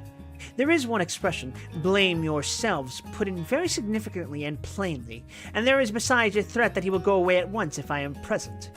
That threat to go away is equivalent to a threat to abandon you both if you are disobedient, and to abandon you now after summoning you to Petersburg. Well, what do you think? Can one resent such an expression from Lucian as we should if he pointed to Rizumin, had written it, or Zosimov, or one of us? No, answered Donia, with more animation. I saw clearly that it was too naively expressed, and that perhaps he simply has no skill in writing. That is a true criticism, brother. I did not expect, indeed. It is expressed in legal style, and sounds coarser than perhaps he intended. But I must disillusion you a little. There is one expression in the letter, one slander about me, and a rather contemptible one. I gave the money last night to the widow, a woman in consumption, crushed with trouble, and not on the pretext of the funeral, but simply to pay for the funeral, and not to the daughter, a young woman, as he writes, of notorious behavior, whom I saw last night for the first time in my life, but to the widow. In all this I see a too hasty desire to slander me and to raise dissension between us. It is expressed again in legal jargon, that is to say, with a too obvious display of the aim, and with a very naive eagerness. He is a man of intelligence, but to act sensibly, intelligence is not enough. It all shows the man, and I don't think he has a great esteem for you. I tell you this simply to warn you, because I sincerely wish for your good. Donia did not reply. Her resolution had been taken. He was only awaiting the evening. Then, what is your decision, Rhodia? Asked Pulcheria Alexandrovna, who was more uneasy than ever at the sudden, now new business-like tone of his talk. What decision? You see, Pyotr Petrovich writes that you are not to be with us this evening, and that he will go away if you come. So, will you come? That, of course, is not for me to decide. But for you first, if you are not offended by such a request. And secondly, by Donia if she too is not offended. I will do what you think best, he added dryly. Donia has already decided, and I fully agree with her. Pulcheria Alexandrovna hastened to declare. I decided to ask you, Rhodia, to urge you not to fail to be with us at this interview, said Donia. Will you come? Yes. I will ask you, too, to be with us at 8 o'clock, she said, addressing Razumihin. Mother, I am inviting him, too. Quite right, Donia. Well, since you have decided, added Pulcheria Alexandrovna, so be it. I shall feel easier myself. I do not like concealment and deception. Better to let us have the whole truth. Pyotr Petrovich may be angry or not now. Oh, look at them. They're a united family. Anyway, I will be right back. And then we'll do the first floor of the Mirror Dungeon.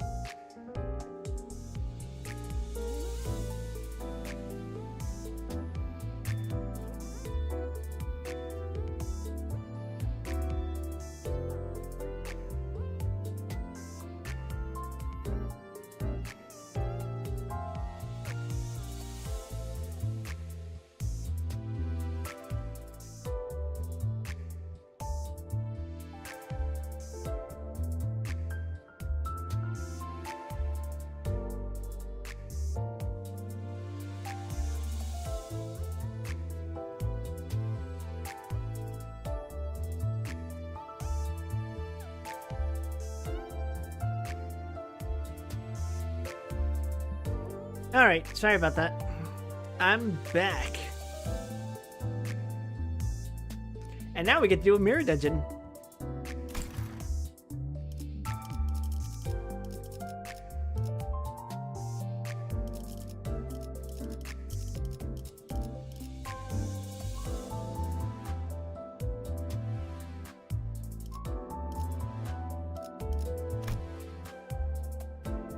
Do I do a boring Heisho run or do I do a boring Ryoshu run?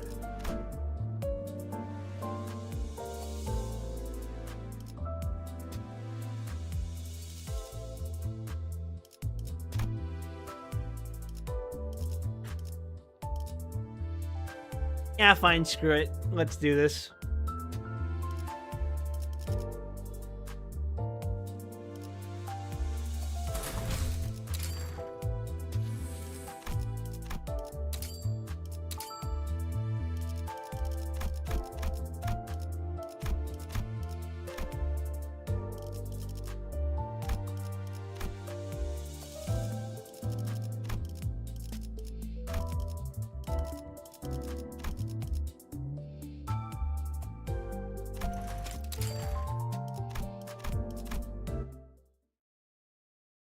Yes, sir.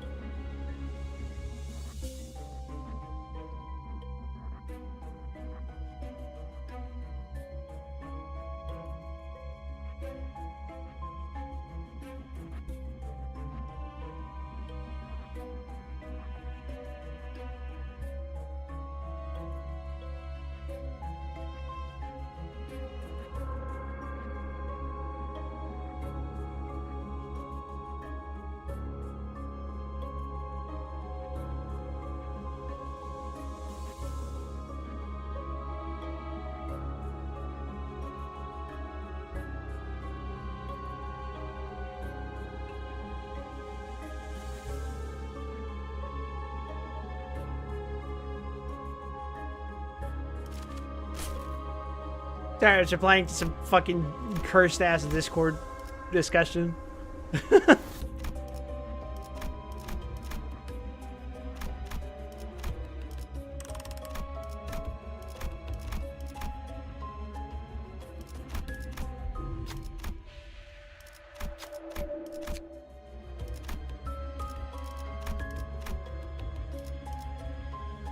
이번에 읽어줄 동화책은 이것으로.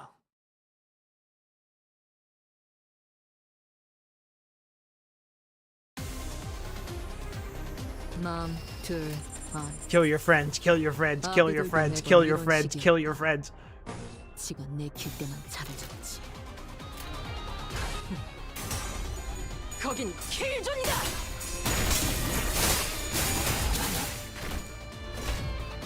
낮도 밤도 지. 숨을 다하도록 배워내. 이제 싱 수에선 벗어났나?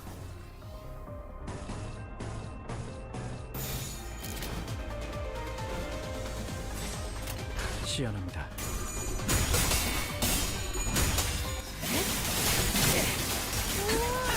지금 완전 삼촌들이랑 동호대 같았어. Die. 당신을 죽여라 절규하는 내 모든 시간들의 아우성이. 저를 묻어주니까.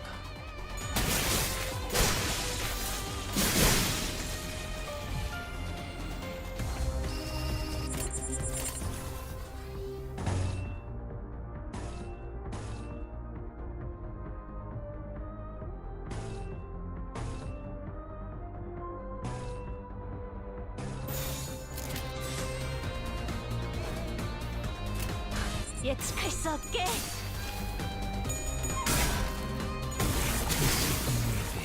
이게 심장이. 잠깐. 이야.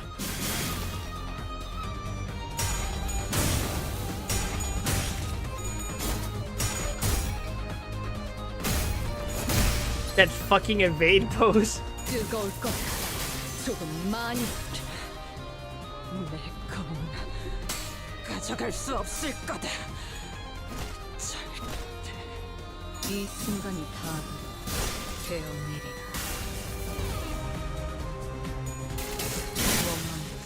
실현적. 절대적. 본인은 최선을 다했다. 할 뻔했다. 마지막 준비해줘, 단테. 지금처럼 Damn, 엄마와 Yisang don't give a 함께 fuck 이곳저곳을 that Don 다니며 just got murked. 많은 기억을 쌓아줘. 언젠가 그 중에서 가장 멋진 곳에 나를 데려갈 수 있게.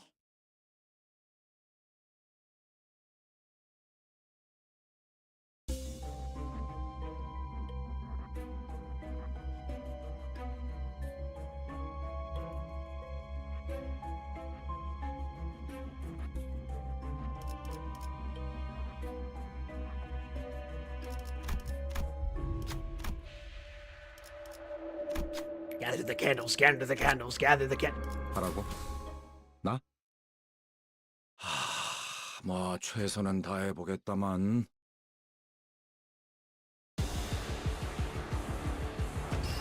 Ah, what a splendid opportunity to kill my friends.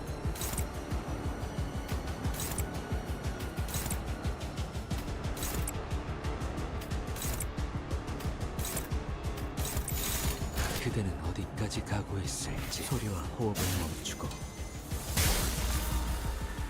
왜 팔, Explode. 휘저. 유령이라도 찾는 중인가?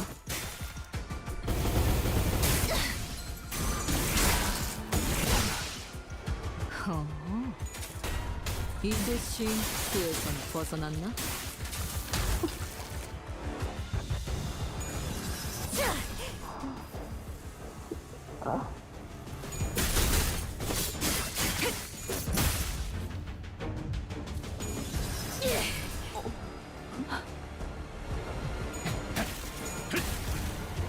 멈춰.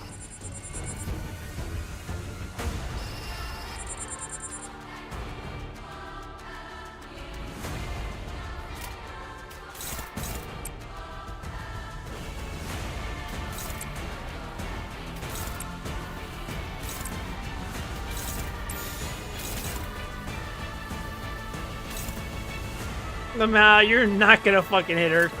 먼저 간다. 떠덮는 삶.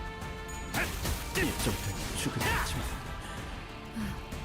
아무리 별을 잊지 가르쳐줘도 못한 매번 속을 이상하게 주려 말하더니 더 심해졌네.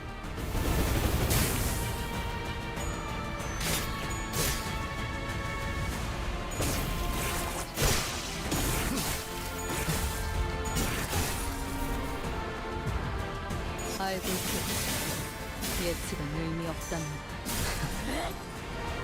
마침이 끝낸다. Oh wait, shit, I can't dodge that. 나비 교환. 보이지도 잡히지도 않겠지만 그 사슬로 이어져 있는 너희의 시간은 사라지지 않을 거지.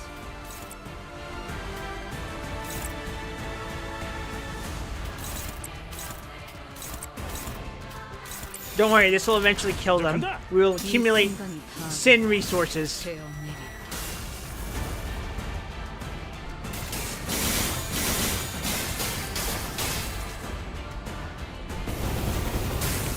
Don't worry, Isang will take the hit for me. 낫도 방도치. 숨을 다들 베어낼 것.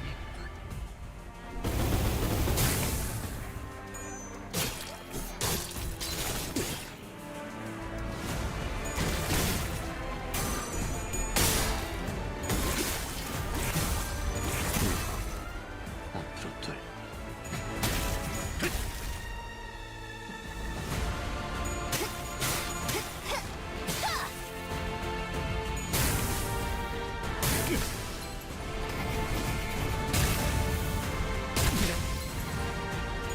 숨막히도록 견뎌왔고 절박하게 갈망했으며 헤아릴 수 없이 저주했으며 The setup 지금 완전 삼촌들이랑 공원에 could be more optimal, but it's fine. In fact, what if I just fell bullet? What if I just do that, forehead? 된다면 이 서울을 순간이 다도 베어내리라. 글쎄아이군. 조각조각 형체로 남지 않아. You wanna have to kill Rhodia for no fucking reason. 기원증의 정신을 엄마 느끼리라. 기어쳐. 흉악한 종탄. 저들을 지금처럼 엄마와 함께 이곳저곳을 다니며 많은 기억을 쌓아줘. 언젠가 그 중에서 가장 멋진 곳에 나를 데려갈 Oh fuck yeah. Let's go fight the goat. 반드시 팬다. 아비들도 거미집도 지금까지와 앞으로의 모든 It's him, it's the boy.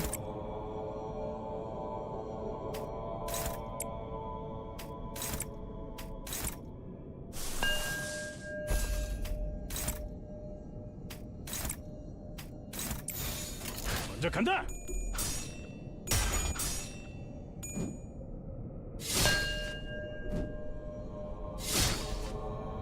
이 순간이 닿아도록 베어내리라.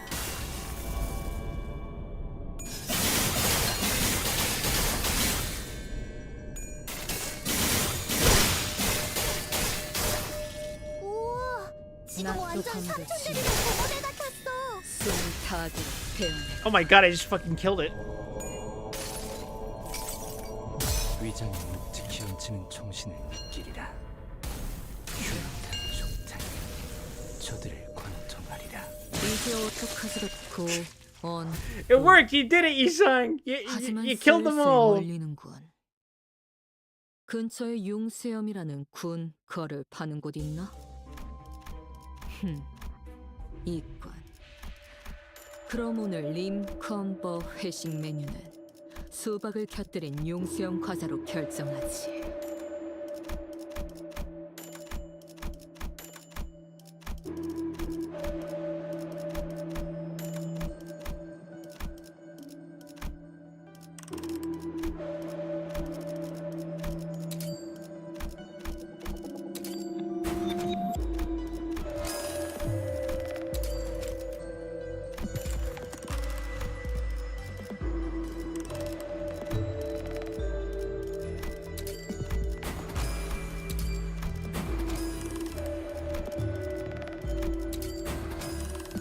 Alright, that should do it. And now we just kill Greg and Heathcliff and Meursault and, you know, the whole roster. 이번에 읽어줄 동화책은 이것으로.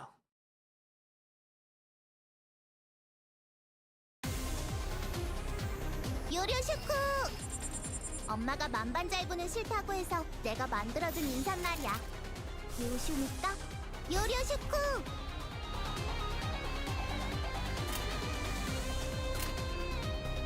좋아, 간다.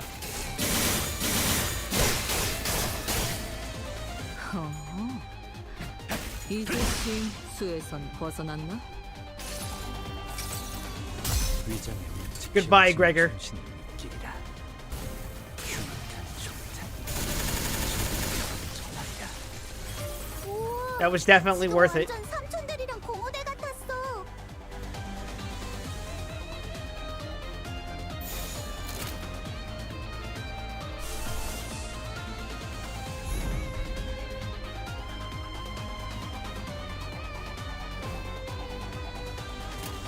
먼저 간다. 이 순간이 닿아도록 베어내리라. 조각조각 형체로 남지 Oh shit! 말고 This takes priority! 예측은 I did not know that. 기억참 저려. 지금처럼 엄마와 함께 이곳저곳을 다니며 많은 기억을 쌓아줘. 언젠가 그 중에서 가장 멋진 곳에 나를 데려갈 수 있게.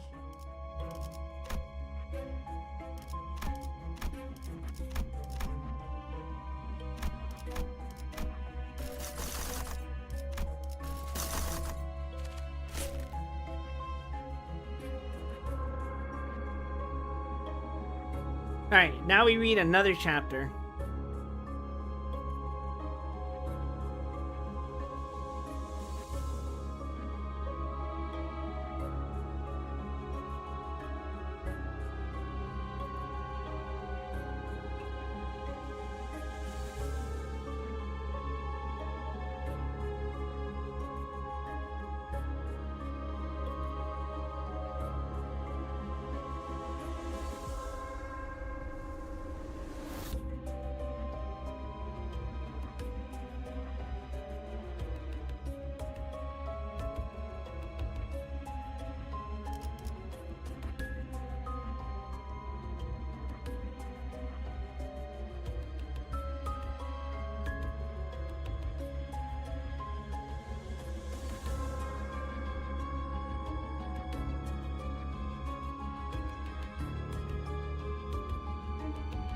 Alright, let's see.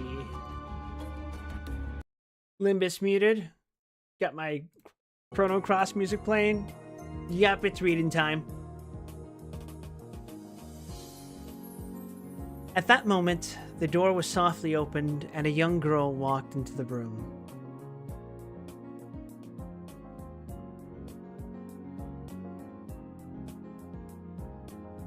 Looking timidly about her. Everyone turned towards her with surprise and curiosity. At first sight, Raskolnikov did not recognize her.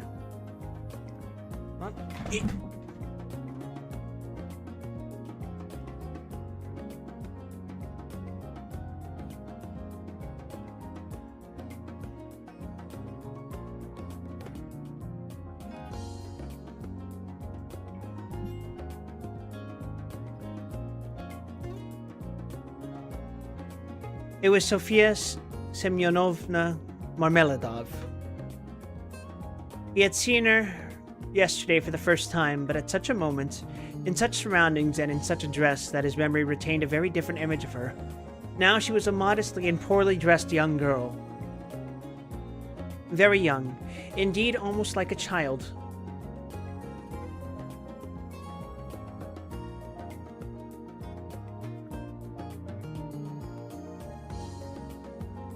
With a modest and refined manner, with a candid but somewhat frightened-looking face.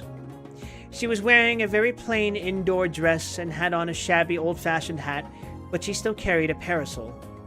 Unexpectedly finding the room full of people, she was not so much embarrassed as completely overwhelmed with shyness, like a little child. She was even about to retreat. "Oh, it's you," said Raskolnikov, extremely astonished, and he too was confused. He at once recollected that his mother and sister knew through Luzhin's letter of some young woman of notorious behavior. He had only just been protesting against Luzhin's calumny and declaring that he had seen the girl last night for the first time.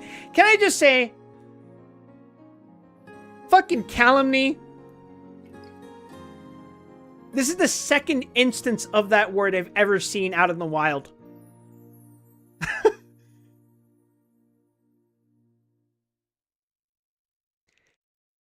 And declaring that he had seen the girl last night for the first time. And suddenly she had walked in. He remembered, too, that he had not protested against the expression of notorious behavior. All this passed vaguely and fleetingly through his brain, but looking at her more intently, he saw that the humiliated creature was so humiliated that he suddenly felt sorry for her. When she made a movement to retreat in terror, it sent a pang to his heart. "I did not expect you," he said hurriedly, with a look that made her stop. "Please sit down." Oh no, not the copyright.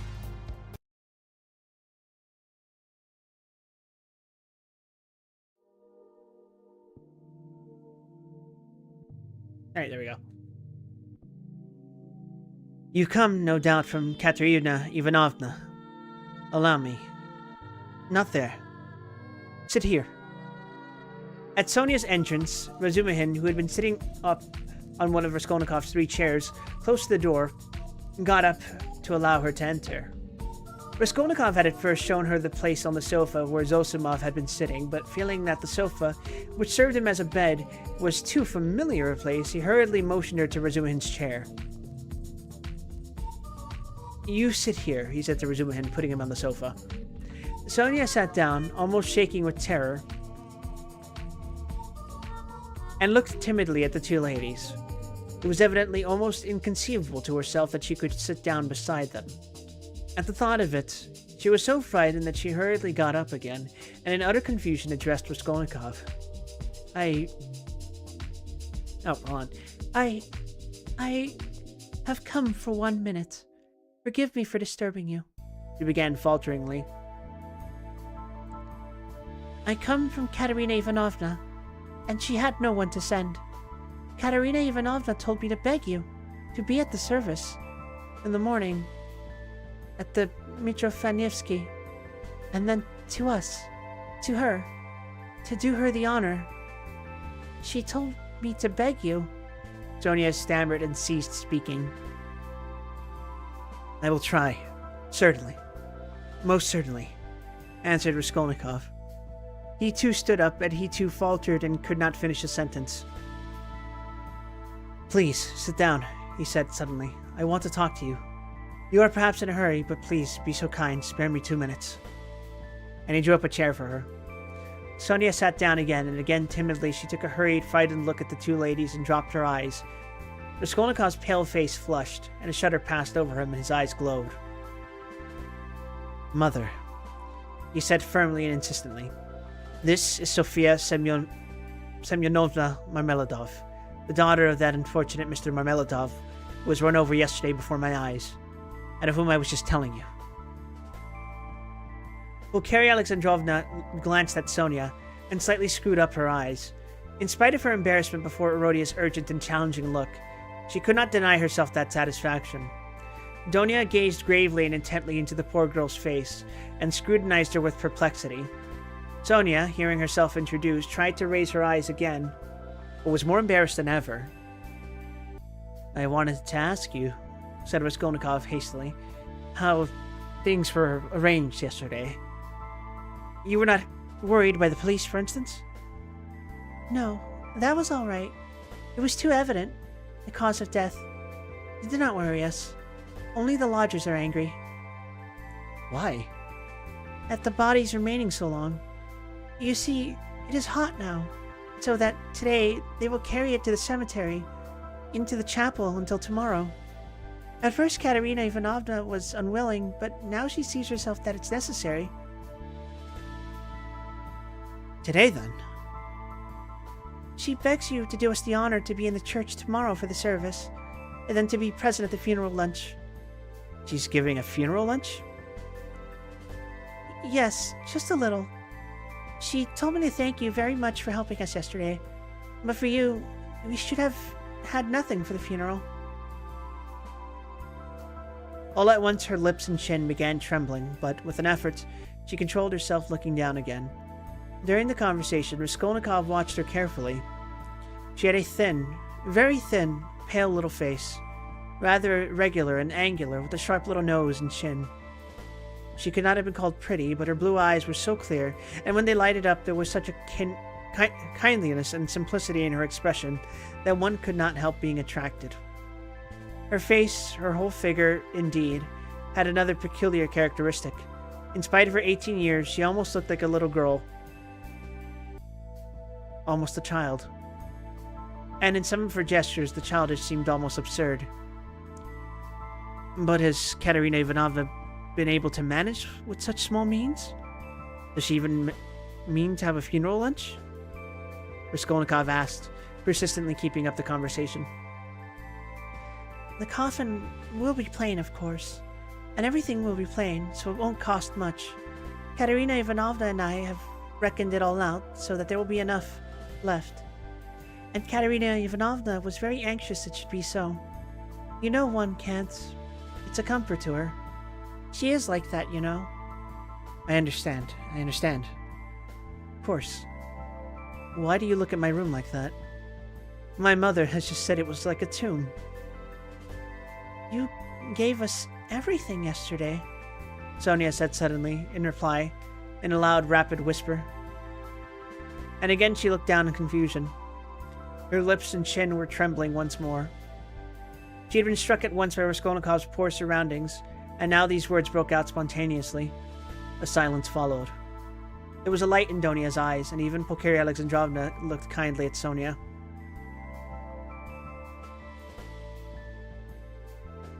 Rhodia, she said, getting up. We shall have dinner together, of course. Come, Donia. And you, Rhodia, had better go for a little walk, and then rest and lie down before you come to see us. I am afraid we have exhausted you.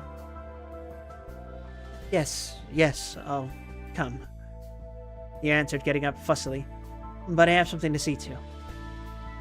But surely you will have dinner together, cried Razumihin, looking in surprise at Raskolnikov. What do you mean? Yes, I am coming, of course. And you stay a minute. You do not want him just now, do you, Mother? Or perhaps I am taking him from you? Oh, no. And will you, Dmitri Prokofitch, do us the favor of dining with us? Please do, added Donia. Razumihin bowed, positively radiant. For one moment, they were all strangely embarrassed. Goodbye, Rhodia. That is till we meet. I do not like saying goodbye. Goodbye, Nastasia. I have said goodbye again. Pulcheria Alexandrovna meant to greet Sonia too, but it somehow failed to come off, and she went in a flutter out of the room. But Avdotya Romanovna seemed to await her turn, and following her mother out, gave Sonia an attentive, courteous bow. Sonia, in confusion, gave a hurried, frightened curtsy. There was a look of poignant discomfort in her face, as though Avdotya Romanovna's courtesy and attention were oppressive and painful to her. Donia, goodbye, called Raskolnikov in the passage. Give me your hand. Why, I did give it to you. Have you forgotten? Said Donia, turning warmly and awkwardly to him. Never mind. Give it to me again. And he squeezed her fingers warmly. Donia smiled, flushed, pulled her hand away, and went off quite happily. Come, that's capital, he said to Sonia, going back and looking brightly at her. God give peace to the dead. The living still have to live. That is right, isn't it? Sonia looked surprised at the sudden brightness of his face. He looked at her for some moments in silence. The whole history of the dead father floated before his memory in those moments. Heavens, Donia! Pulcheria Alexandrovna began, as soon as they were in the street. I really feel relieved myself at coming away, more at ease. How little did I think yesterday in the train that I could ever be glad of that. I tell you again, Mother, he is still very ill. Don't you see it? Perhaps worrying about us upset him. We must be patient, and much can be forgiven. Well, you were not very patient, Pulcheria Alexandrovna caught her up, hotly and jealously. Do you know, Donia, I was looking at you two. You are the very portrait of him, and not so much in face as in soul. You are both melancholy, both morose and hot-tempered, both haughty and both generous. Surely he can't be an egoist, Donia, eh? When I think of what is in store for us this evening, my heart sinks. Don't be uneasy, Mother. What must be, will be. Donia, only think what a position we are in. What if Pyotr Petrovich breaks it off? Poor Pulcheria Alexandrovna blurted out incautiously. He won't be worth much if he does, answered Donia, sharply and contemptuously. We did well to come away, Pulcheria Alexandrovna hurriedly broke in. He was in a hurry about some business or other. If he gets out and has a breath of air... It is fearfully close in his room. But where is one to get a breath of air here? The very streets here feel like shut-up rooms. Good heavens, what a town! Stay, this side. They will crush you. Carry something. Why, it is a piano they have got, I declare. How they push. I'm very much afraid of that young woman, too. What young woman, Mother? Why, that's Sofia Semyonovna. Semyonova? Fuck, who was there just now? Why? I have a presentiment, Donia. Well, you may believe it or not, but as soon as she came in, that very minute I felt that she was the chief cause of the trouble. Nothing of the sort, cried Donia in vexation. What nonsense with your presentiments, Mother. He only made her acquaintance the evening before, and he did not know her when she came in. Well, you will see. She worries me, but you will see. You will see. I was so frightened. She was gazing at me with those eyes. I could scarcely sit still in my chair when he began introducing her. Do you remember? It seems so strange when Pyotr Petrovich writes like that about her, and he introduces her to us, to you. So he must think a great deal of her. People will write anything. We were talked about and written about, too. Have you forgotten? I am sure that she is a good girl, and that it is all nonsense. God grant it may be. And Pyotr Petrovich is a contemptible slanderer, Donia had snapped out suddenly. Pulcheria Alexandrovna was crushed. The conversation was not resumed. I will tell you what I want with you, said Raskolnikov, drawing Razumihin to the window. Then I will tell Katerina Ivanovna that you are coming, Sonia said hurriedly, preparing to depart. 1 minute, Sofia Semyonovna. We have no secrets. You are not in our way. I want to have another word or two with you. Listen. He turned suddenly to Razumihin again. You know that... what's its name? Porfiry Petrovich?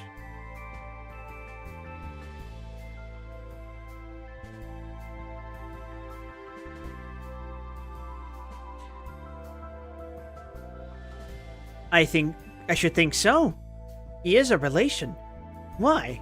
Added the latter with interest. Is not he managing that case? You know about that murder. You were speaking about it yesterday. Yes. Well? Razumihin's eyes opened wide. He was inquiring for people who had pawned things, and I have some pledges there too, trifles, a ring my sister gave me as a keepsake when I left home, and my father's silver watch. They're only worth 5 or 6 rubles altogether, but I value them. So what am I to do now? I do not want to lose the things, especially the watch. I was quaking just now for fear Mother would ask to look at it when we spoke of Donia's watch. It is the only thing of Father's left us. She would be ill if it were lost. You know what women are. So tell me what to do. I know I ought to have given notice at the police station, but would it not be better to go straight to Porfiry? Eh? What do you think? The matter might be settled more quickly. You see, Mother may ask for it before dinner. Certainly not to the police station. Certainly to Porfiry. Razumihin shouted in extraordinary excitement. Well, how glad I am! Let us go at once. It is a couple of steps. We shall be sure to find him. Very well. Let us go. And he will be very, very glad to make your acquaintance. I've often talked to him of you at different times. I was speaking of you yesterday. Let us go. So you knew the old woman. So that's it. It is all turning out splendidly. Oh yes, Sofia Ivanovna. Sofia Semyonovna, corrected Raskolnikov. Sofia Semyonovna, this is my friend Razumihin, and he is a good man. If you have to go now... Sonia was beginning, not looking at Razumihin at all, and still more embarrassed. Let us go, decided Raskolnikov. I will come to you today, Sofia Semyonovna. Only tell me where you live. He was not exactly ill at ease, but seemed hurried and avoided her eyes. Sonia gave her eyes and flushed as she did so. They all went out together. "Don't you lock up?" asked Razumihin, following him to the stairs. "Never," answered Raskolnikov. "I've been meaning to buy a lock for these 2 years. People are happy who have no need of locks," he said, laughing to Sonia. They stood still in the gateway.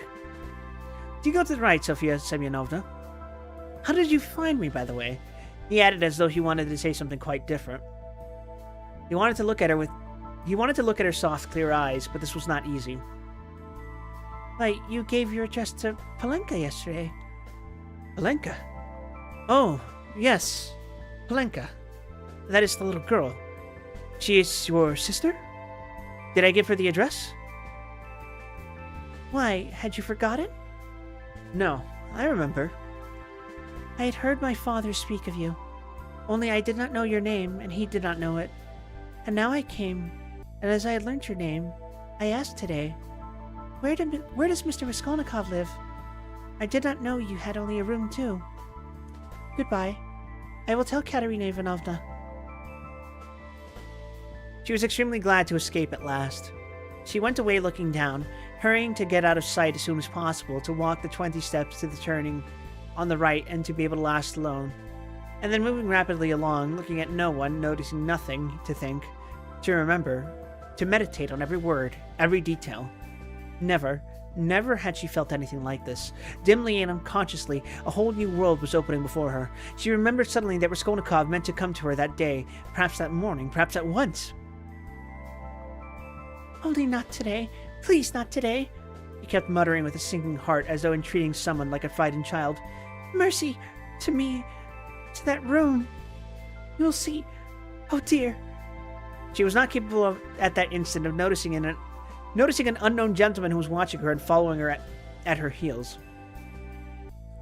He had accompanied her from the gateway.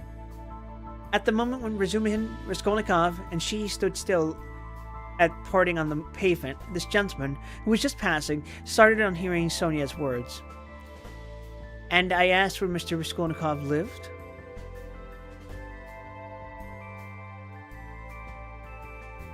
"And I asked where Mr. Raskolnikov lived?" He turned a rapid but attentive look upon all three, especially upon Raskolnikov, to whom Sonia was speaking, then looked back and noted the house. All this was done in an instant, and he passed. And trying not to betray his interest, he walked on more slowly as though waiting for something. He was waiting for Sonia. He saw that they were parting, and that Sonia was going home. Home? Where?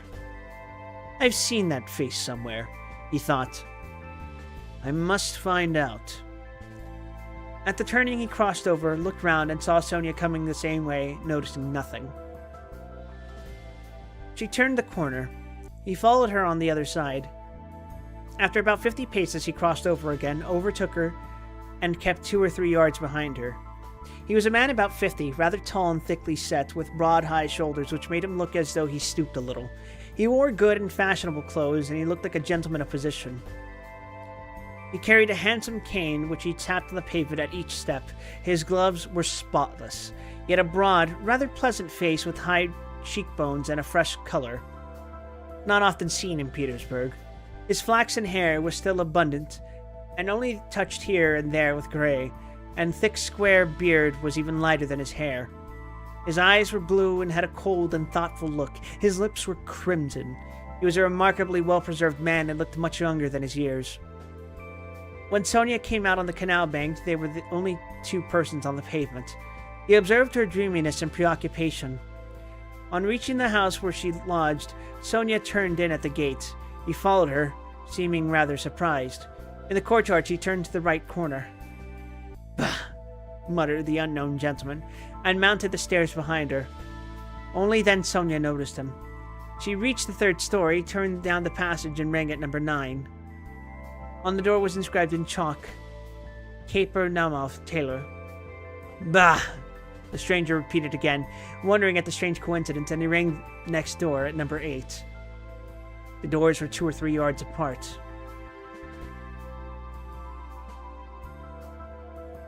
"You lodge at Kapernaumov's?" Compare to mobs. No mobs. I don't know. Fuck. He said, looking at Sonia and laughing. He altered a waistcoat for me yesterday. I'm staying close here at Madame Westlanders. How odd. Sonia looked at him attentively. We are neighbors, he went on gaily. I only came to town the day before yesterday. Goodbye for the present. Sonia made no reply. The door opened and she slipped in. She felt for some reason ashamed and uneasy. On the way to Porphyry's, Razumihin was obviously excited. That's capital, brother, he repeated several times. And I am glad. What are you glad about? Raskolnikov thought to himself. I didn't know that you pledged things at that old woman's, too. And was it long ago? I mean, was it long since you were there? What a simple-hearted fool he is. When was it? Raskolnikov stopped still to recollect. 2 or 3 days before her death it must have been. But I am not going to redeem the things now. He put in with a sort of hurried and conspicuous solicitude about the things. I have not more than a silver ruble left. And after last night's accursed delirium... He placed special emphasis on the delirium. Yes, Razumihin hastened to agree, with what was not clear. Then that's why you were struck, partly. You know in your delirium you were continually mentioning some rings or chains. Yes, that's clear. It's all clear now. Hello? How that idea must have got about among them. Here this man will go to the stake for me, and I find him delighted at having it cleared up why I spoke of rings in my delirium. What a hold the idea must have on all of them. Shall we find him? He asked suddenly. Oh, yes, Razumihin answered quickly. He is a nice fellow, you will see, brother. Rather clumsy, that is to say. He is a man of polished manners, but I mean clumsy in a different sense. He is an intelligent fellow, very much so, but he has his own range of ideas. He's incredulous, skeptical, cynical. He likes to impose on people, or rather to make fun of them. His is the old circumstantial method, but he understands his work thoroughly. Last year he cleared up a case of murder in which the police had hardly a clue. He is very, very anxious to make your acquaintance. On what grounds is he so anxious? Oh, it's not exactly... You see, since you've been ill, I happen to have mentioned you several times. So when he heard about your being a law student and not being able to finish your studies, he said, what a pity. And so I concluded, from everything together, not only that yesterday Zamitov, you know, Rhodia, I talked some nonsense on the way home to you yesterday, when I was drunk. I am afraid, brother, you're exaggerating it, you see. What? That they think I am a madman? Maybe they are right, he said with a constrained smile. Yes, that is pooh! No. All that I said, and there was something else too, it was all nonsense, drunken nonsense. But why are you apologizing? I'm so sick of it all. Raskolnikov cried with an exaggerated irritability. It was partly assumed, however. I know, I understand. Believe me, I understand. One's ashamed to speak of it. If you are ashamed, don't speak of it then. Both were silent. Razumihin was more than ecstatic, and Raskolnikov perceived it with repulsion. He was alarmed, too, by what Razumihin had just said about Porphyry. I shall have to pull a long face with him, too, he thought, with a beating heart, and he turned white. And do it naturally, too. The most natural thing would be to do nothing at all. Carefully do nothing at all. No. Carefully would be not natural again. Oh well, we shall see how it turns out. We shall see directly.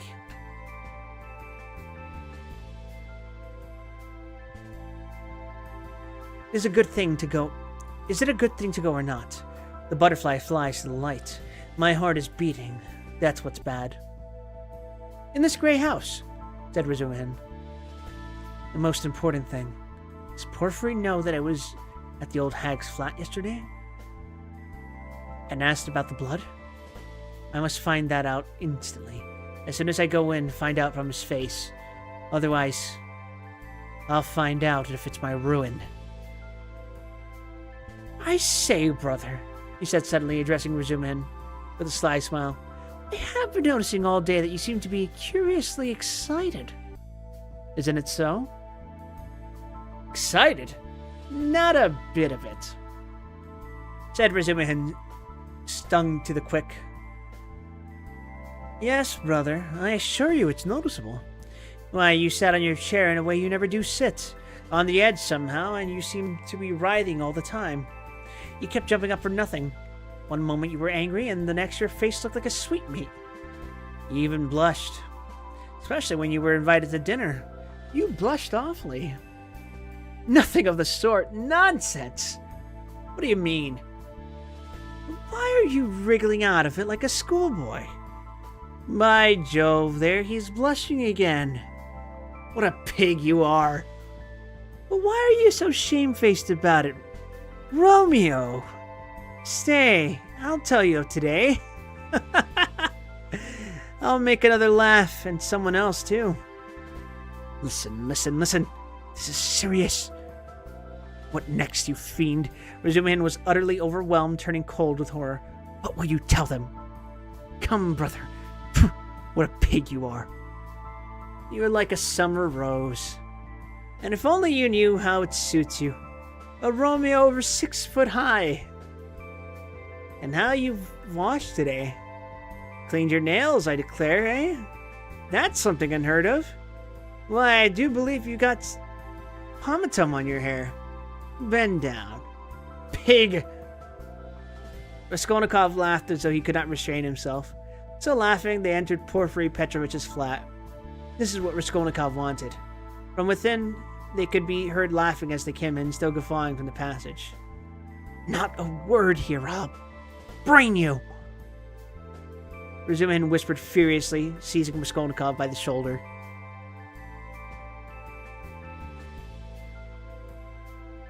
Alright, chapter done. Back to the gaming.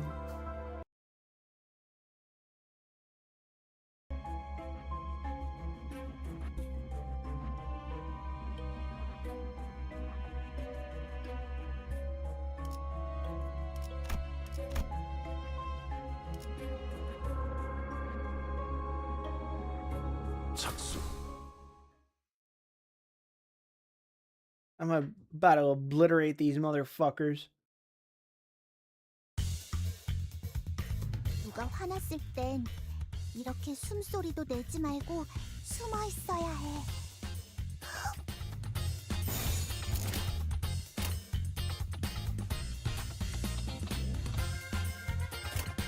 먼저 간다.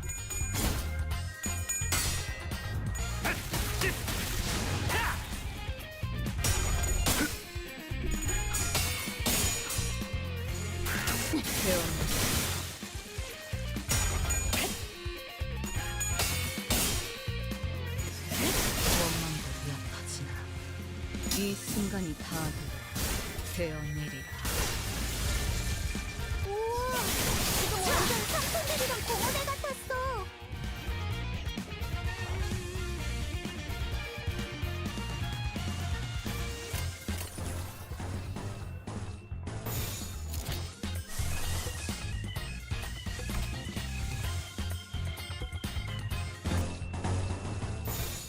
뺀다면 이 순간이 다 되어내리라.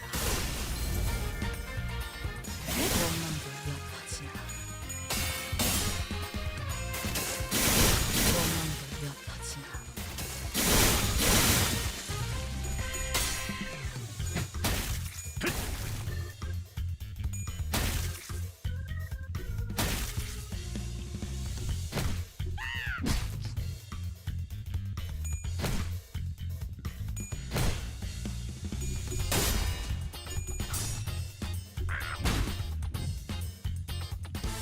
모, 분, 뭐야? 조, 토. 뭐?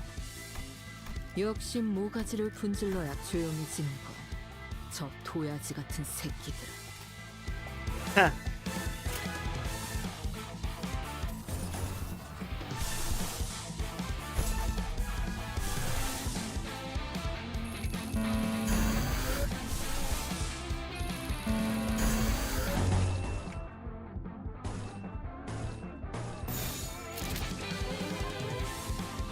된다면 이 순간이 다 되어내리라. Are you ready to die, fuckers? 이제 싱크에선 벗어났나? Oh shit, I didn't realize I didn't fucking hide the book. My bad. 성수의 미래를 파. 사로만 과거를 먹는 경건의 일상. 산산이 산수엔 이 색깔. I'm going to kill you through your revival, Meursault. 내 신. 이 고통이 사라지지.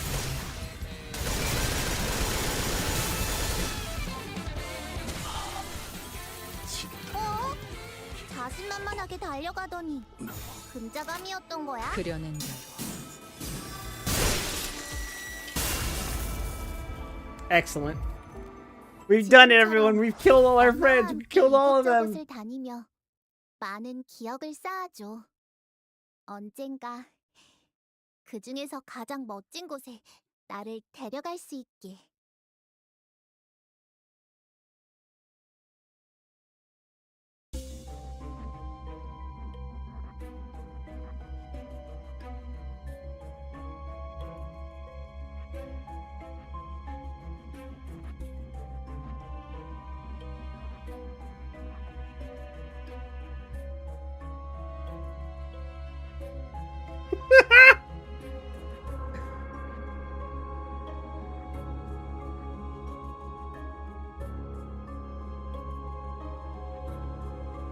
I should not glance over at the curse channel.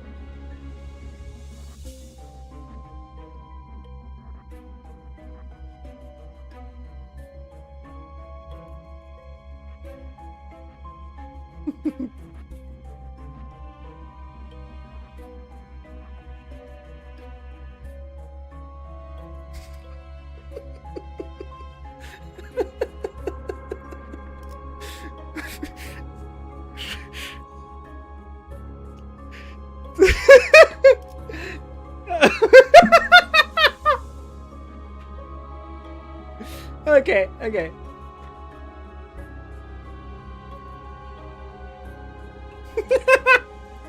Fuck, I lost it. I lost it. Hold on. Alright, we're back. We're back.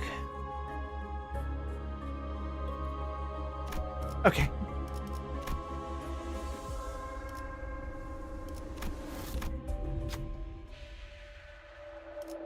$50-50, baby!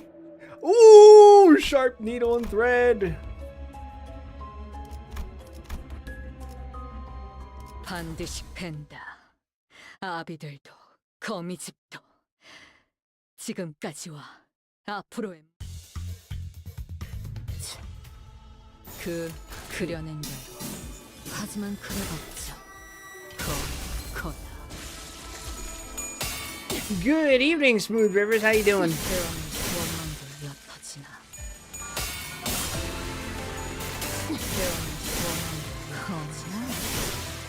이제 지금 수에서 완전 벗어났나? 삼촌들이랑 고모대 같았어. 그려낸 대로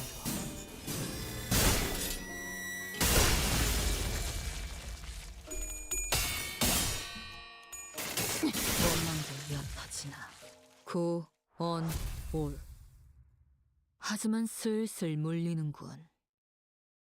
근처에 융수염이라는 군 거를 파는 곳 있나? 반드시 팬다. 그럼 오늘 림컴버 거미집도 회식 메뉴는 수박을 곁들인 용수염 과자로 결정하지. 이루어질 수 없는 그려낸 대로 추락의 흔적조차 남지 않은 힘을 The fact that it overrides 바람의 뜻이 the fucking music 벽이 걷는 도움 for every fight 도움은 원망도 is kind of funny. 지금 완전 삼촌들이랑 고모대 같았어.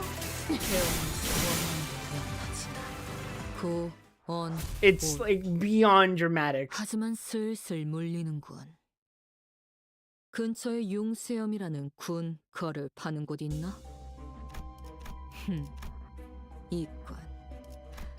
그럼 오늘 림컴버 회식 메뉴는 수박을 곁들인 용수염 과자로 결정하지.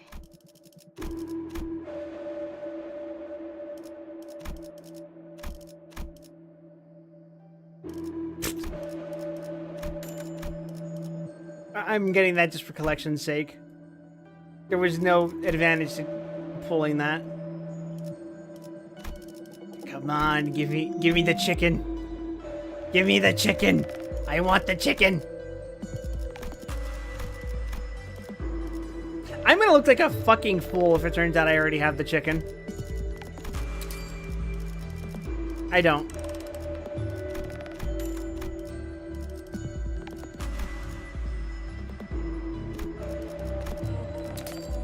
What are the odds I get the drumstick if I do this?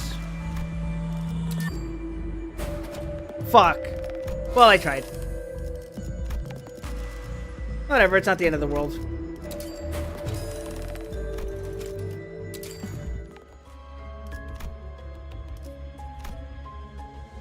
반드시 팬다. 아비들도 거미집도 지금까지와 앞 그려낸 대로 No.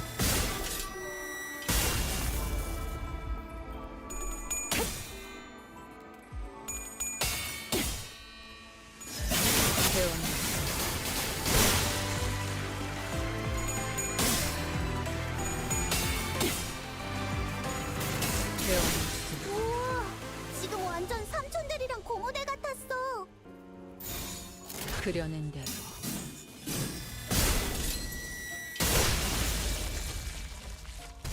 원망도 옅어지나 구, 언, 올 하지만 Alright, 슬슬 back to reading. 물리는군. 근처에 융수염이라는 군 거를 파는 곳 있나? 있군.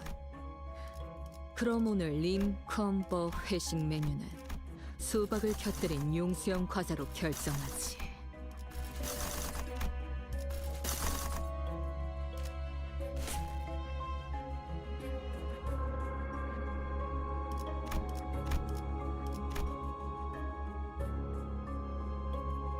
Alright.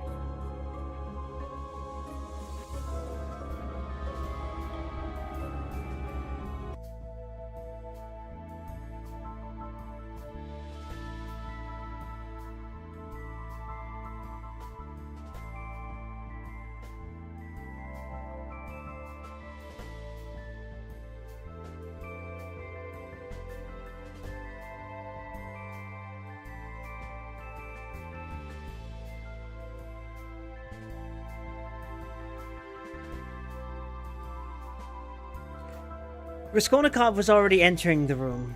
He came in looking as though he had the utmost difficulty not to burst out laughing again. Behind him, Razumihin strode in gawky and awkward, shamefaced and red as a peony, with an utterly crestfallen and ferocious expression. His face and whole figure really were ridiculous at that moment, and amply justified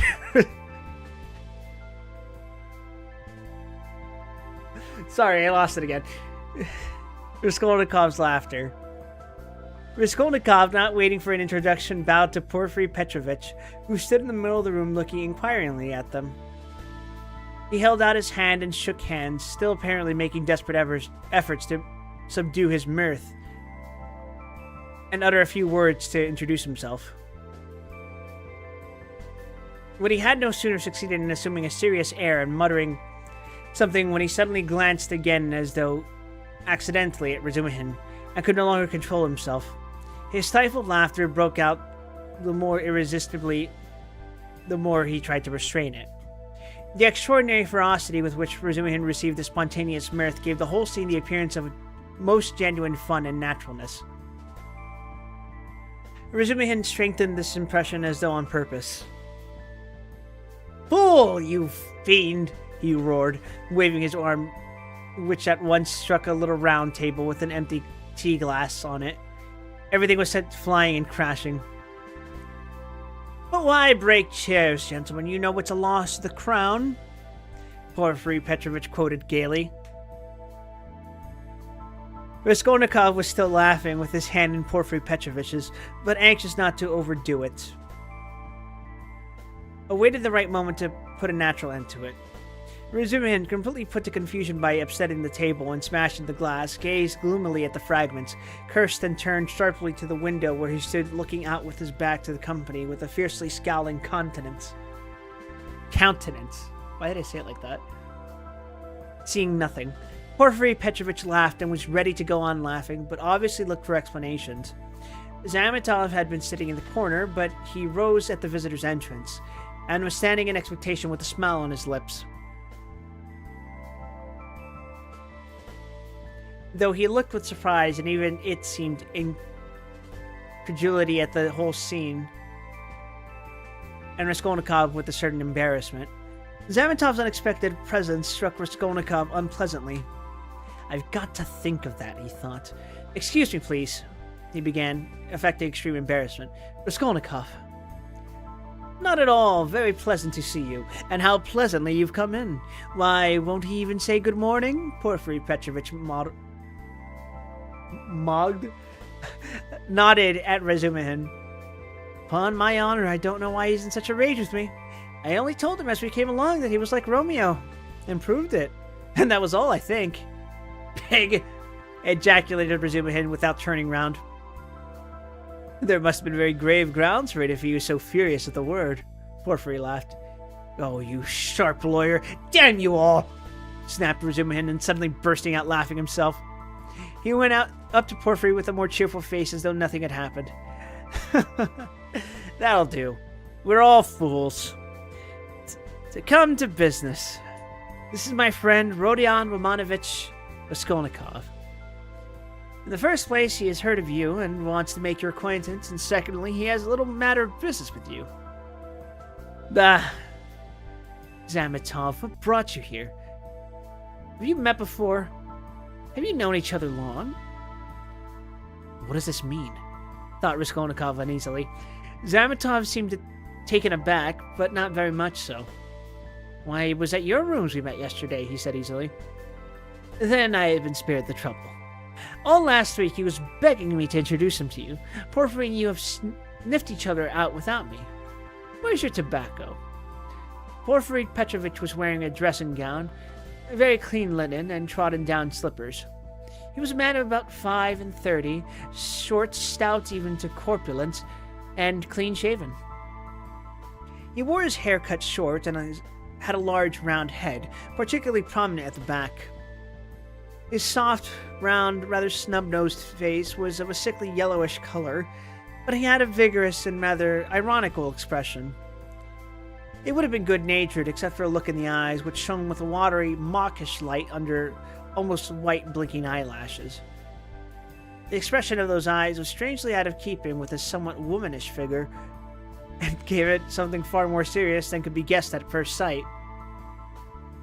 As soon as Porfiry Petrovich heard that his visitor had a little matter of business with him, he begged him to sit down on the sofa and sat down himself on the other end, waiting for him to explain his business with that careful and over-serious attention which is at once oppressive and embarrassing, especially to a stranger. And especially if you are if what you are discussing is your own opinion of far too little importance for such exceptional solemnity. Solemnity, excuse me.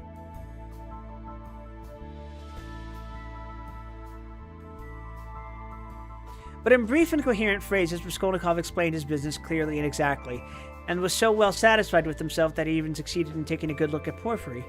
Porfiry Petrovich did not once take his eyes off him. Razumihin, sitting opposite at the same table, listened warmly and impatiently, looking from one to the other at every moment with rather excessive interest. Fool, Raskolnikov swore to himself. You have to give this information to the police, Porfiry replied with the most businesslike air. That having learnt of this incident, that is of the murder, you beg to inform the lawyer in charge of the case that such and such things belong to you and that you desire to redeem them, or... But they will write to you. That's just the point, that at the present moment, Raskolnikov tried his utmost to feign embarrassment. I am not quite in funds, and even this trifling sum is beyond me. I only wanted, you see, for the present to declare that the things are mine, and that when I have money... That's no matter, answered Porfiry Petrovich, receiving his explanation of his pecuniary position coldly. But you can, if you prefer, write straight to me to say that, having been informed of the matter and claiming such and such as your property, you beg... On an ordinary sheet of paper? Raskolnikov interrupted eagerly, again interested in the financial side of the question. Oh, the most ordinary. And suddenly Porfiry Petrovich looked with obvious irony at him, screwing up his eyes and as it were winking at him. But perhaps it was Raskolnikov's fancy, for it all lasted but a moment. It was certainly something of the sort. Raskolnikov could have sworn he winked at him. Goodness knows why. He knows. Flashed through his mind like lightning.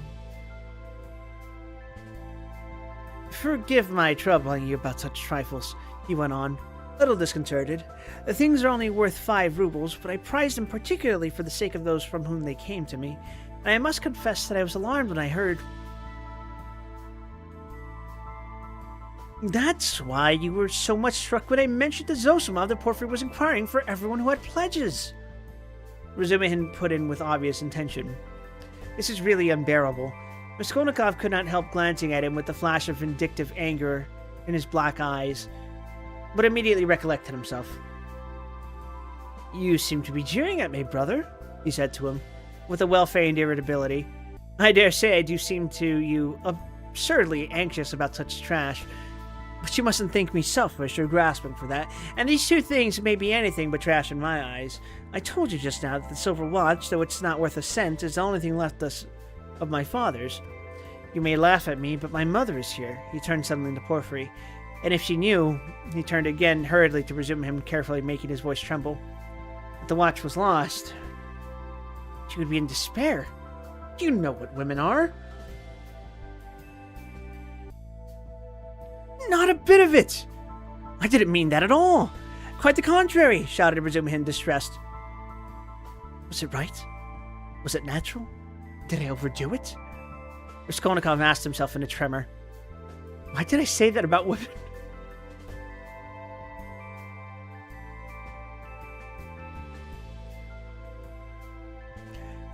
Raskolnikov's intrusive thoughts.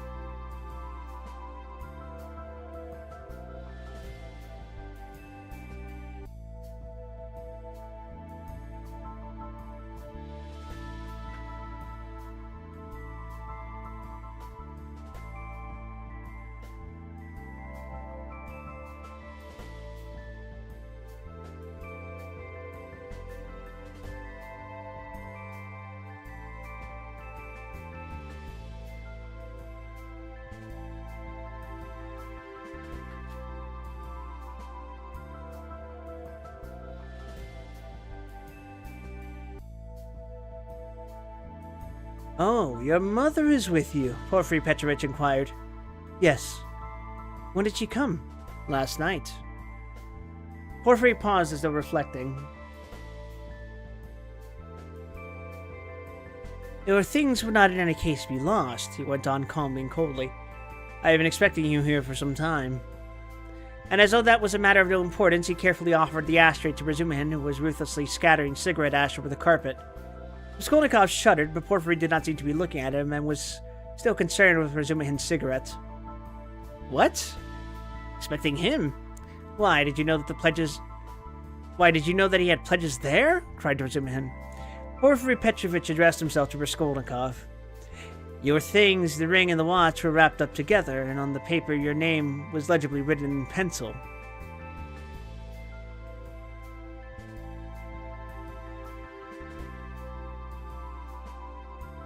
Together with the date on which you left it with her. How observant you are!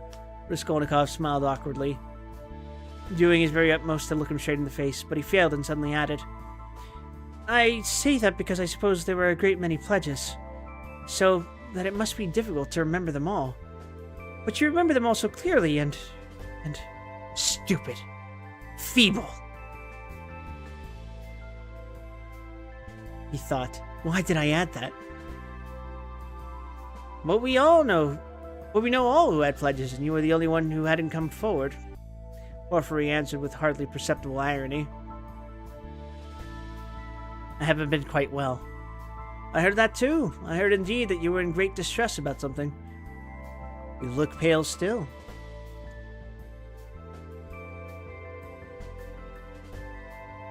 I am not pale at all. No, I'm quite well. Raskolnikov snapped out rudely and angrily, completely changing his tone. His anger was mounting, he could not repress it. And in my anger, I shall betray myself, flashed to his mind again. Why are they torturing me? Not quite well. Razumihin caught him up. What next? He was unconscious and delirious till yesterday. Would you believe, Porphyry, as soon as our backs were turned, he dressed, though he could hardly stand, and gave us the slip and went on the spree somewhere till midnight? Delirious all the time? Would you believe it? Extraordinary. Really delirious? You don't say so. Porphyry shook his head in a womanish way. Nonsense. Don't you believe it? But don't you believe it anyway? Raskolnikov let slip in his anger. But Porphyry Petrovich did not seem to catch those strange words.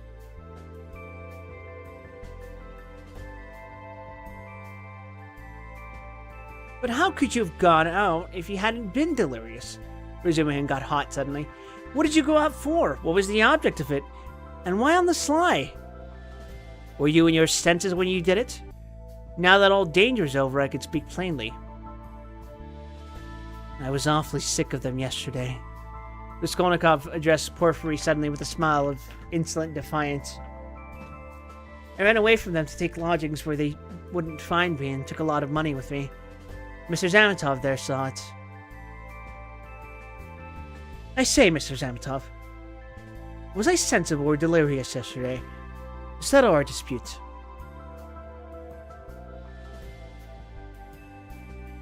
He could have strangled Zametov at that moment, so hateful were his expression and his silence to him. In my opinion, you talked sensibly and even artfully, but you were extremely irritable, Zametov pronounced dryly.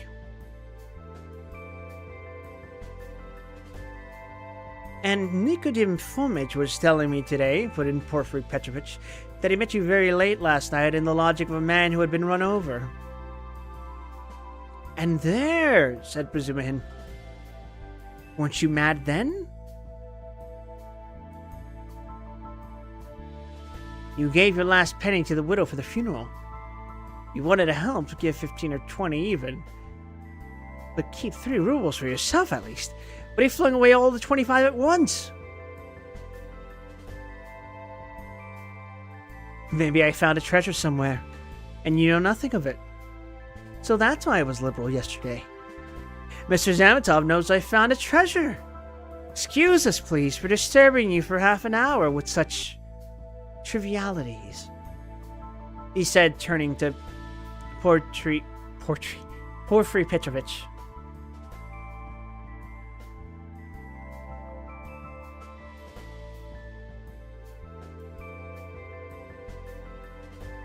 With trembling lips. We are boring you, aren't we? Oh no, quite the contrary, quite the contrary. If only you knew how you interest me. It's interesting to look on and listen. And I am really glad you have come forward at last. But you might give us some tea? My throat's dry, cried Wisdom. Capital idea. Perhaps we will all keep you company. Would you like something more essential before tea? Get along with you. Porfiry Petrovich went out to order tea. Raskolnikov's thoughts were in a whirl. He was in terrible exasperation. The worst of it is they don't disguise it. They don't care to stand on ceremony. And how, if you didn't know me at all, would you come to talk a Nikodym Fomitch about me? So they don't care to hide that they're tracking me like a pack of dogs. They simply spit in my face.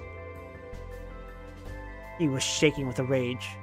Come, strike me openly. Don't play with me like a cat with a mouse.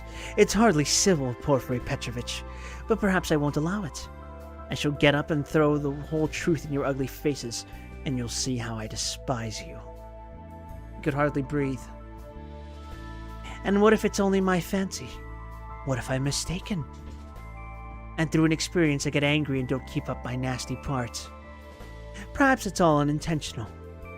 All their phrases are the usual ones, but there is something about them. It all might be said, but there is something. Why did he say bluntly, with her? Why did Zametov add that I spoke artfully? Why do they speak in that tone? Yes, the tone. Razumihin is sitting there, sitting here. Why does he see nothing? That innocent blockhead never does see anything. Feverish again. Did Porfiry wink at me just now? Are they trying to upset my nerves, or are they teasing me? Either it's all fancy or they know. Even Zametov is rude. Is Zametov rude? Zametov has changed his mind. I foresaw he would change his mind. He is at home here. Well, it's my first visit.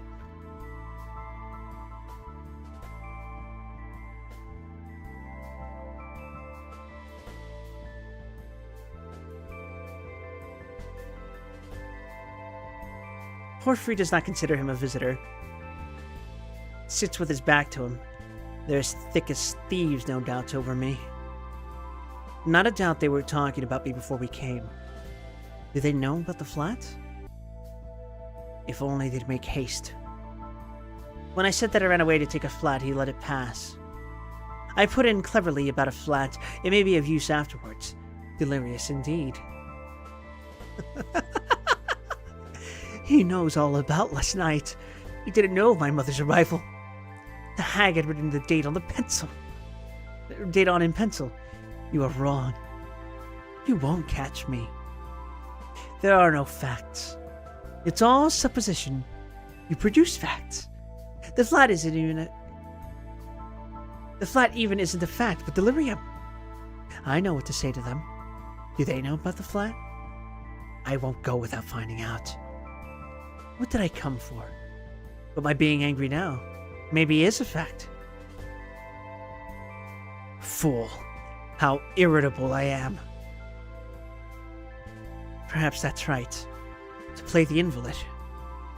He is feeling me. He will try to catch me. Why did I come? All this flashed like lightning through his mind.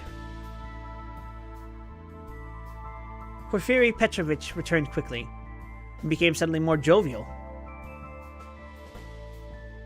Your party yesterday, brother, has left my head rather... And I am out of sorts altogether, he began in quite a different tone, laughing to resume him. Was it interesting? I left you yesterday at the most interesting point. Who got the best of it? Oh, no one, of course. They got on to everlasting questions, floated off into space. Only fancy, Rhodia, what we got onto yesterday. Whether there is such a thing as crime.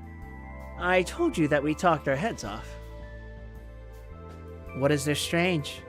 It's an everyday social question, Raskolnikov answered casually. The question wasn't put quite like that, observed Porphyry. Not quite, that's true. Razumihin agreed at once, getting warm and hurried as usual. Listen, Rodion, and tell us your opinion. I want to hear it. I was fighting tooth and nail with them and wanted you to help me. I told them you were coming. It began with the socialist doctrine. You know their doctrine. Crime is a protest against the abnormality of the social organization and nothing more and nothing more. No other causes admitted.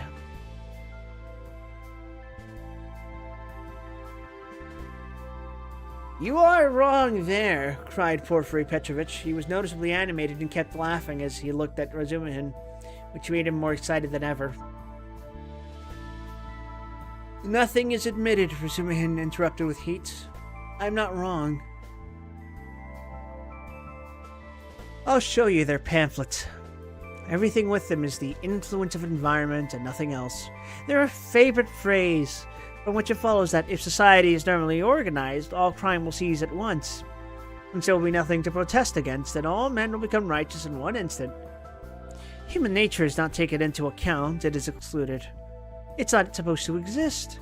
They don't recognize that humanity, developing by a historical living process, will become at last a normal society. But they believe that a social system that has come out of some mathematical brain is going to organize all humanity at once and make it just and sinless in an instant, quicker than any living process. That's why they instinctively dislike history, nothing but ugliness and stupidity in it. And they explain it all as stupidity. That's why they so dislike the living process of life. They don't want a living soul. The living soul demands life. The soul won't obey the rules of mechanics. The soul is an object of suspicion. The soul is retrograde. What they want, though it smells of death, can be made of India rubber. At least it is not alive, has no will, is servile, and won't revolt. And it comes in the end to their reducing everything to the building of walls and the planning of rooms and passages and of phalanastry. The phalanastry is ready indeed, but your human nature is not ready for the phalanastry. It wants life. It hasn't completed its vital process. It's too soon for the graveyard. You can't skip over nature by logic. Logic presupposes 3 possibilities, but there are millions. Cut away a million and reduce it all to the question of comfort. That's the easiest solution to the problem. It's seductively clear and you mustn't think about it. That's a great thing. You mustn't think. The whole secret of life in 2 pages of print.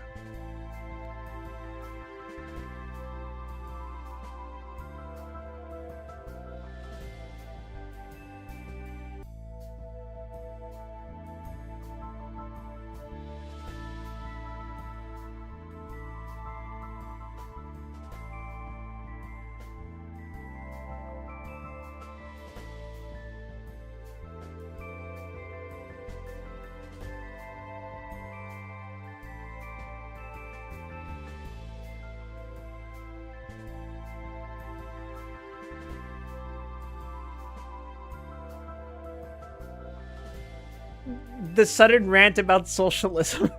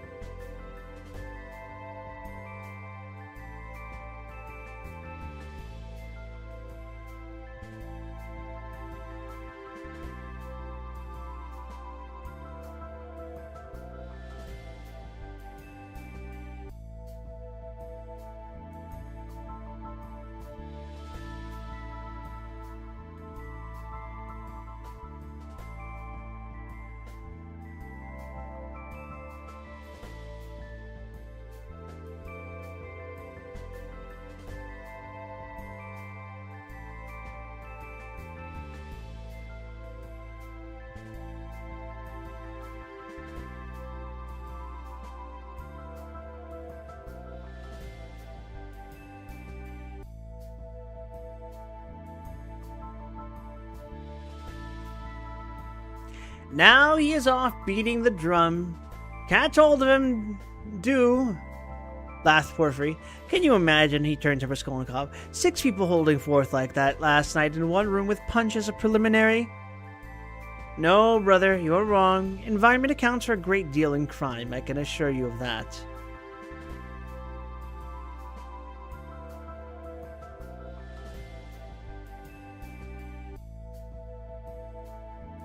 Oh, I know it does, but just tell me. A man of 40 violates a child of 10. Was it environment drove him to it? Well, strictly speaking, it did, Porphyry observed with noteworthy gravity. A crime of that nature may be very well ascribed to the influence of environment. Razumihin was almost in a frenzy. Oh, if you like, he roared. I'll prove to you that your white eyelashes may very well be ascribed to the Church of Ivan the Great's being 250 feet high, and I will prove it clearly, exactly, progressively, and even with a liberal tendency. I undertake to. Will you bet on it? Done. Let's hear, please. How will he prove it? He's always humbugging, confound him, cried Razumihin, jumping up and gesticulating. What's the use of talking to you? He does all that on purpose. You don't know him, Rodion. He took their side yesterday, simply to make fools of them. And the things he said yesterday. And they were delighted. He can keep it up for a fortnight altogether. Last year, he persuaded us that he's going to go into a monastery. He stuck to it for 2 months. Not long ago, he took into his head to declare he was going to get married, that he had everything ready for the wedding. He ordered new clothes indeed. We all began to congratulate him. There was no bride, nothing, all pure fantasy. Ah, you were wrong. I got the clothes before. It was the new clothes, in fact, that made me think of taking you in. Are you such a good disassembler? Or dissembler? Raskolnikov asked carelessly. You wouldn't have supposed it, eh? Wait a bit. I shall take you in too. No, I'll tell you the truth. All these questions about crime, environment, children recalled to my mind an article of yours which interested me at the time. On crime, or something of the sort. I forget the title. I read it with pleasure 2 months ago in the Periodical Review. My article? In the Periodical Review? Raskolnikov asked in astonishment. I certainly did write an article upon a book 6 months ago when I left the university, but I sent it to the Weekly Review. But it came out in the periodical.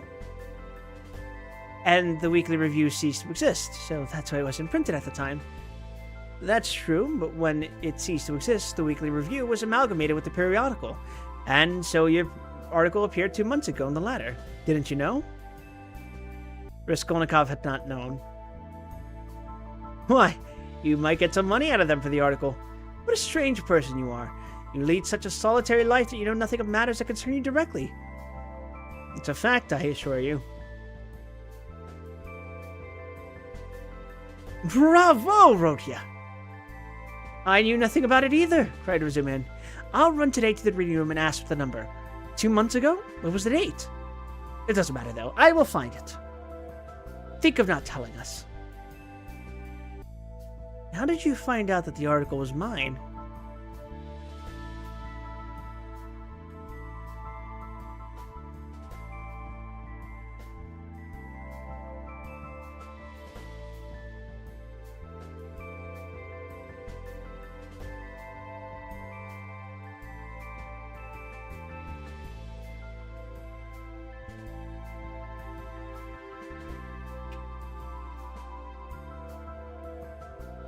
Sorry, spaced out for a second there. It was only signed with an initial. I only learned it by chance the other day. Though the editor, I know him. I was very much interested. Through the editor, I know him. I analyzed, if I remember, the psychology of a criminal before and after the crime. Yes, and you maintained that the perpetration of a crime is always accompanied by illness. Very, very original, but it was not that part of your article that interested me so much, but an idea at the end of the article which I regret to say you merely suggested without working it out clearly. There is, if you recollect, a suggestion that there are certain persons who can, that is, not precisely are able to, but have a perfect right to commit breaches of morality and crimes, and that the law is not for them.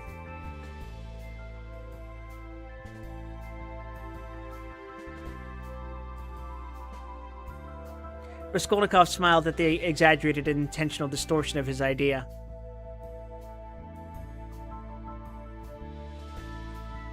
What? What do you mean? A right to crime? But not because of the influence of environment, Razumihin inquired with some alarm even. Excuse me. Sorry, didn't mean to do it into the microphone.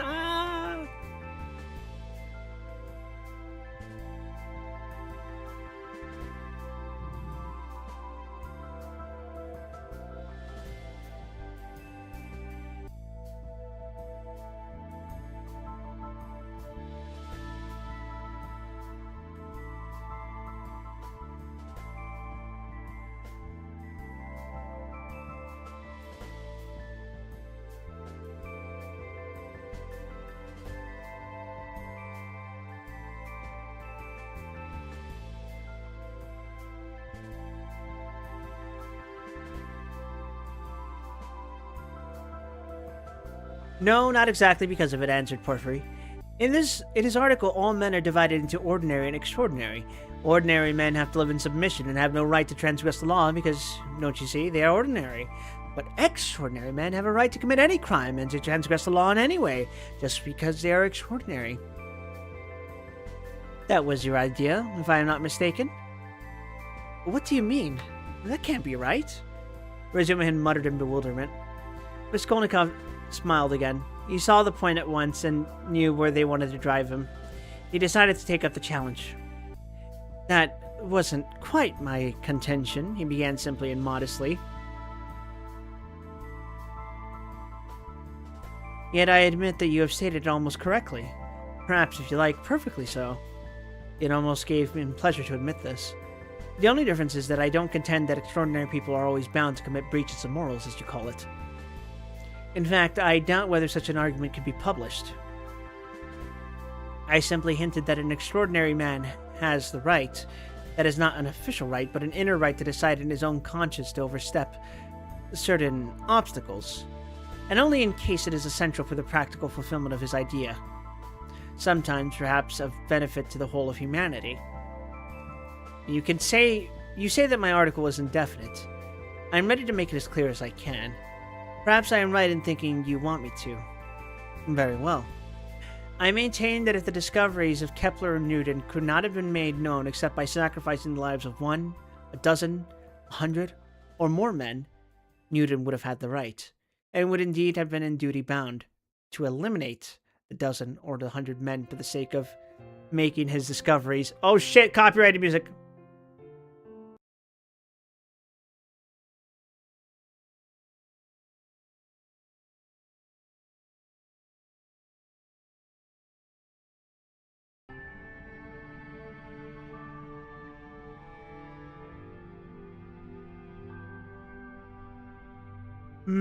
Okay. Perhaps I am right. Newton would have had the right, would indeed have been in duty bound, to eliminate the dozen or the 100 men for the sake of making his discoveries known to the whole of humanity. But it does not follow from that Newton had a right to murder people right and left, and to steal every day in the market. Then I remember I maintained in my article that all legislators and leaders of men such as Lycurgus, Solon, Mahomet, Napoleon, and so on,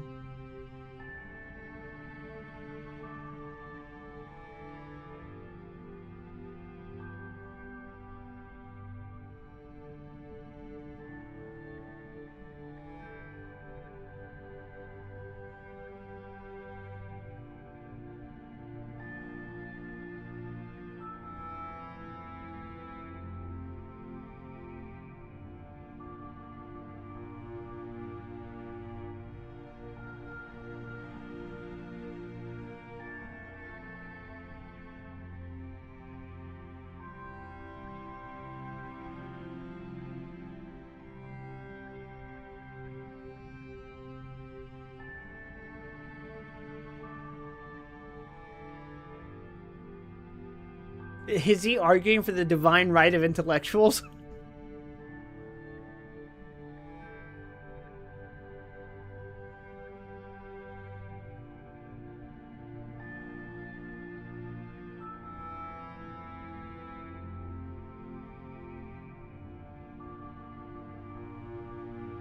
Son, I like you. Thanks, Ratapat Keat Lloyd 1339.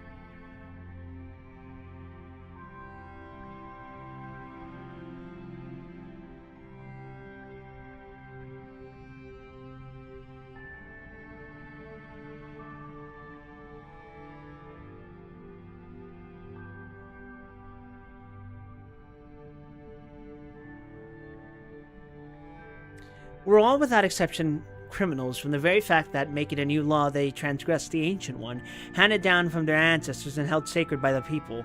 And they did not stop short at the bloodshed either, if that bloodshed, often of innocent persons fighting bravely in defense of the ancient law, were of use to their cause.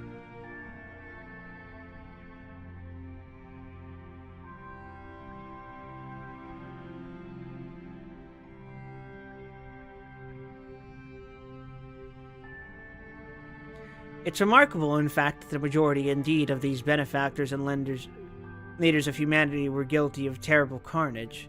In short, I maintain that all great men, or even men a little out of the common, that is to say, capable of giving some new word, must from their very nature be criminals.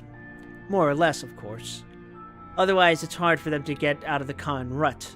And to remain in the common rut is what they can't submit to from their very nature again, and to my mind they ought not, indeed, to submit to it. You see that there is nothing particularly new in all that. The same thing has been printed and read 1,000 times before. As for my division of people into ordinary and extraordinary, I acknowledge that it's somewhat arbitrary, but I don't insist upon the exact numbers. I only believe that my leading idea that men are in general divided by a law of nature into two categories, inferior, ordinary, that is to say, material that serves only to reproduce its kind, and men who have the gift or the talent to utter a new word. There are, of course, innumerable subdivisions, but the distinguishing features of both categories are fairly well marked. The first category, generally speaking, are men conservative in temperament and law-abiding. They live under control and love to be controlled. To my thinking, it is their duty to be controlled, because that's their vocation, and there is nothing humiliating in it for them. The second category all transgress the law. They are destroyers or disposed to destruction according to their capacities. The crimes of these men are of course relative and varied. For the most part they seek in varied ways the destruction of the present for the sake of the better. But if such a one is forced for the sake of his idea to step over a corpse or wade through blood, he can, I maintain, find within himself, in his conscience, a sanction for wading through blood. That depends on the idea and its dimensions. Note that. It's only in that sense I speak of their right to crime in my article. You remember it began with a legal question. There's no need for much anxiety, however. The masses will scarcely ever admit this right. They punish them or hang them, more or less, and in doing so fulfill quite justly their conservative vocation. But the same masses set these criminals on a pedestal in the next generation and worship them, more or less. The first category is always the man of the present, the second the man of the future. The first preserve the world and people in it. Or people it. The second move the world and lead it to its goal. Each class has an equal right to exist. In fact, all have equal rights with me. And vive la guerre éternelle. Till the New Jerusalem, of course. Then you believe in the New Jerusalem, do you? I do, Raskolnikov answered firmly. As he said those words, and during the whole preceding tirade, he kept his eyes on one spot on the carpet. And do you believe in God? Excuse my curiosity. I do, repeated Raskolnikov, raising his eyes to Porphyry. And do you believe in Lazarus' rising from the dead? I do. Why do you ask all this? You believe it literally. Literally. You don't say so. I asked from curiosity. Excuse me, but let us go back to the question. They are not always executed. Some, on the contrary, triumph in their lifetime. Oh yes, some attain their ends in this life, and then they begin executing other people. If it's necessary. Indeed, for the most part they do. Your remark is very witty. Thank you. But tell me this.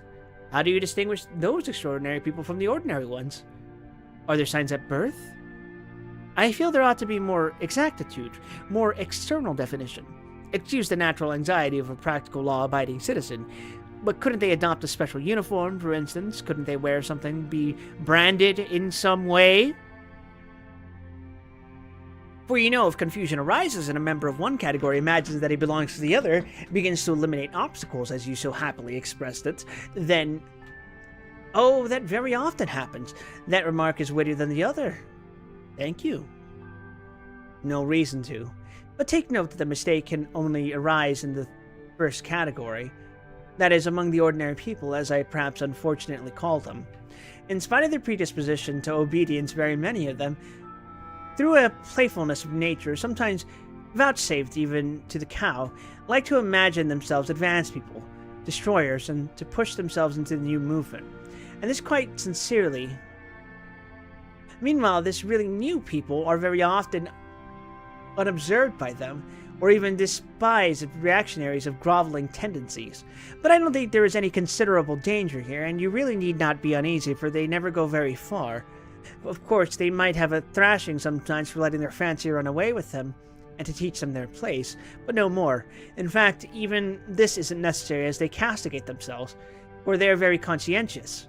Some perform this service for one another, and others chastise themselves with their own hands. They will impose various public acts of penitence upon themselves with a beautiful and edifying effect. In fact, you've nothing to be uneasy about. It's a law of nature. Well, you have certainly set my mind more at rest on that score, but there is another thing that worries me. Tell me, please, are there many people who have the right to kill others, these extraordinary people? I am ready to bow down to them, of course, but you must admit it's alarming if there are a great many of them, eh? Oh, you needn't worry about that either, Raskolnikov went on in the same tone. People with new ideas, people with the faintest capacity for saying something new, are extremely few in number, extraordinarily so, in fact. One thing only is clear. That the appearance of all these grades and subdivisions of men must follow with unfailing regularity some law of nature. That law, of course, is unknown at present, but I am convinced that it exists, and one day may become known. The vast mass of mankind is more material, and only exists in order by some great effort. By some mysterious process, by means of some crossing of races and stocks, to bring into the world at last perhaps 1 man out of 1,000 with a spark of independence. 1 in 10,000, perhaps. I speak roughly, approximately, is born with some independence, and with still greater independence 1 in 100,000. The man of genius is 1 of millions, and the great geniuses of the crown of humanity appear on earth 1 in many thousand millions. In fact, I have not peeped into the retort in which all this takes place. But there certainly is and must be a definite law. It cannot be a matter of chance. Why, are you both joking? Razumihin cried at last. There you sit making fun of one another. Are you serious, Rhodia? Raskolnikov raised his pale and almost mournful face and made no reply, and the unconcealed, persistent, nervous, and discourteous sarcasm of Porphyry seemed strange to Razumihin beside that quiet and mournful face. Well, brother, if you are really serious, you are right, of course, in saying that it's not new, that it's like what we've read and heard 1,000 times already.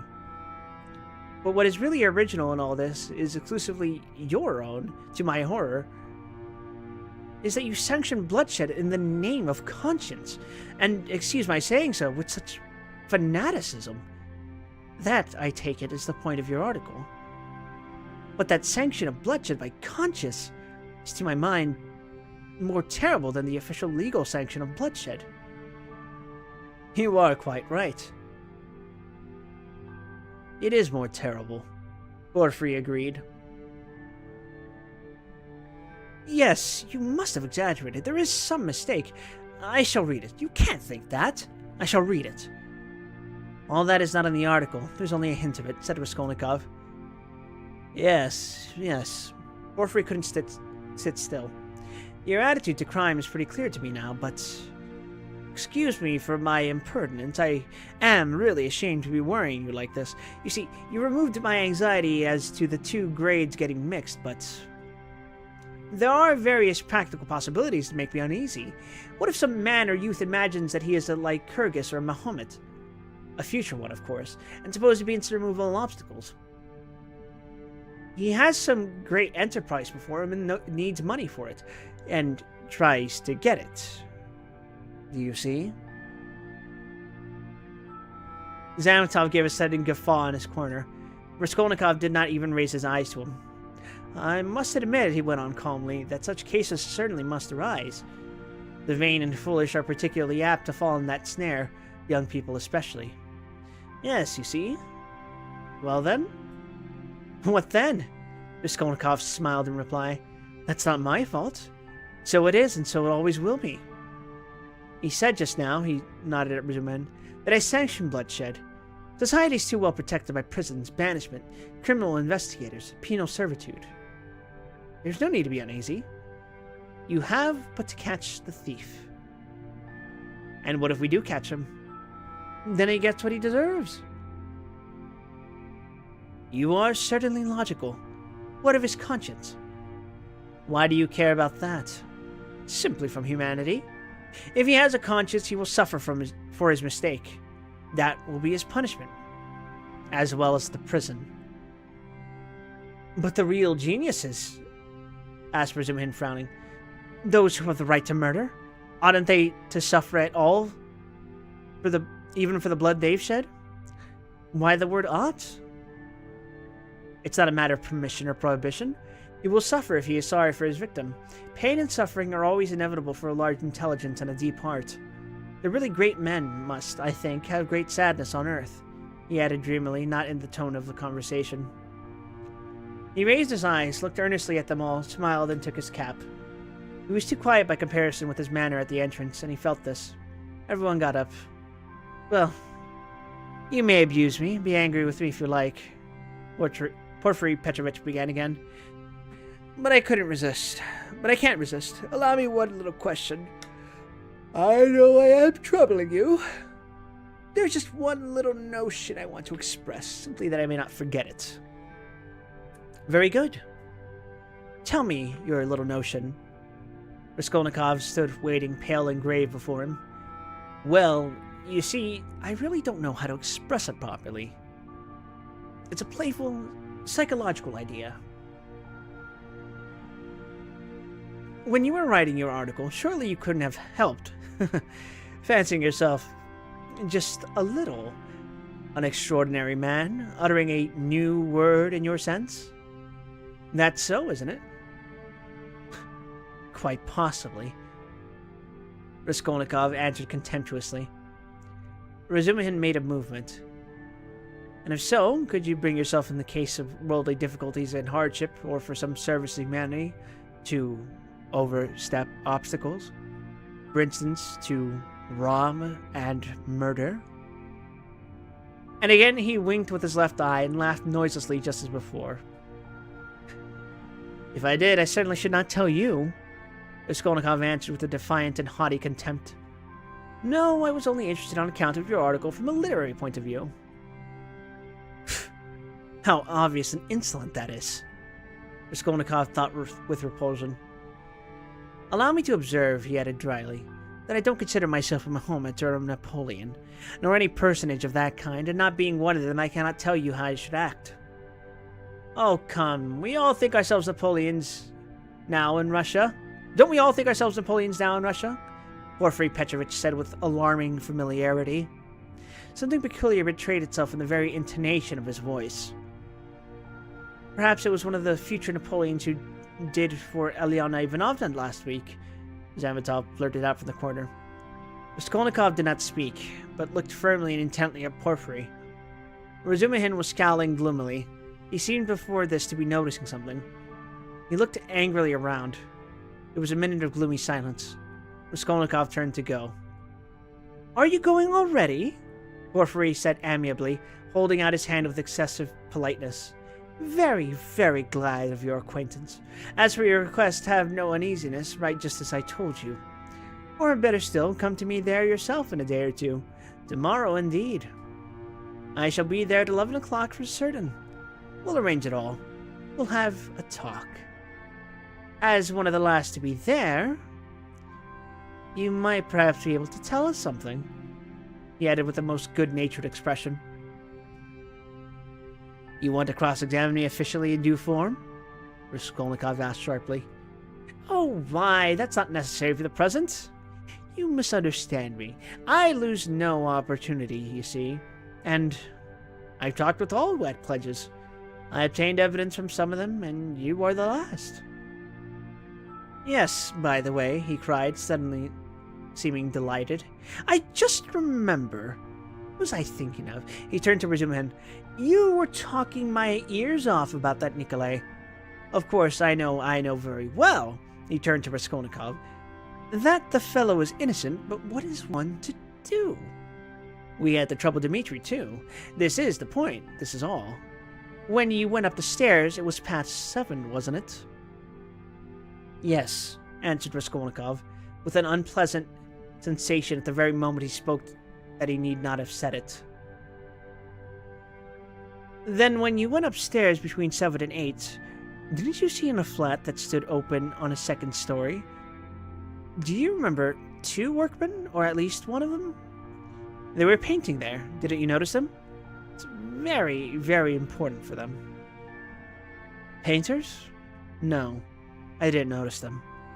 Raskolnikov answered slowly, as though ransacking his memory, while at the same instant he was racking every nerve, almost swooning with anxiety to conjecture as quickly as possible where the trap lay, and not to overlook anything. No, I didn't see them, and I don't think I noticed a flat like that open. But on the 4th story, he had mastered the trap now and was triumphant. I remember now there was someone was moving out of the flat opposite Alyona Ivanovna's. I remember it clearly. Some porters were carrying out a sofa, and they squeezed me against the wall. The painters? No, I don't remember that there were any painters. And I don't think that there was a flat open anywhere. No, there wasn't.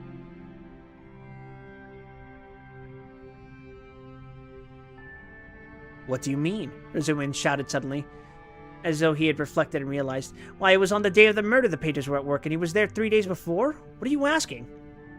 Phew! I must have muddled it. Porfiry slapped himself on the forehead. Deuce take it! This business is turning my brain. He addressed Raskolnikov somewhat apologetically. It would be such a great thing for us to find out whether anyone had seen them between 7 and 8 at the flat, so I fancied you could perhaps have told us something. I quite muddled it. Then you should be more careful, Razumihin observed grimly. The last words were uttered in the passage. Porfiry Petrovich saw them to the door with excessive politeness. They went out into the street gloomy and sullen, and for some steps they did not say a word. Raskolnikov drew a deep breath.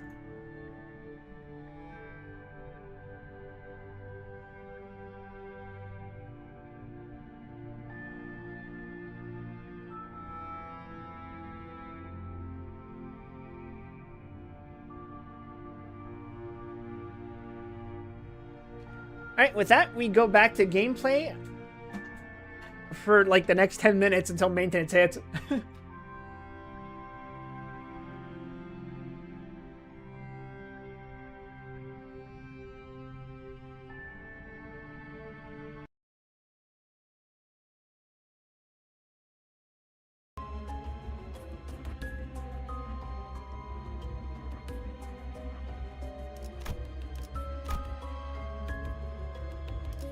반드시 팬다.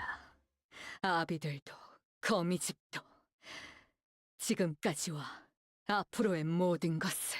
Violate Moon speedrun. 그려낸 대로.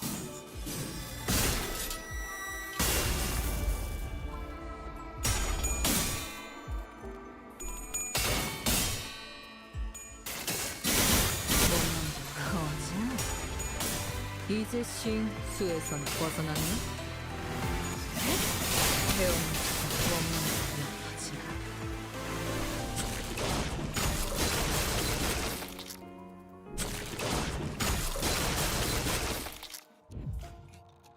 모, 분, 조 그려낸 대로 역시 모가지를 분질러야 조용해지는 것.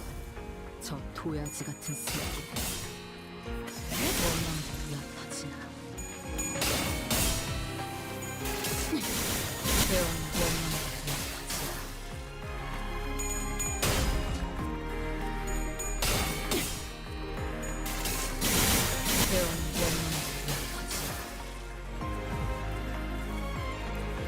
어릴 땐 몰랐어. 그려낸다.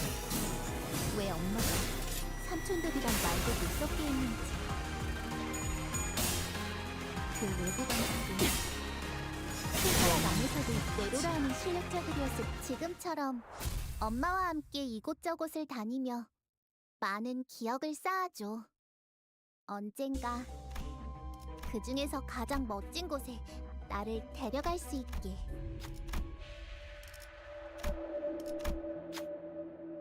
Give me that fucking ego gift now. 해왔던 숙제들에 비하면 별것도 아닌 일이다.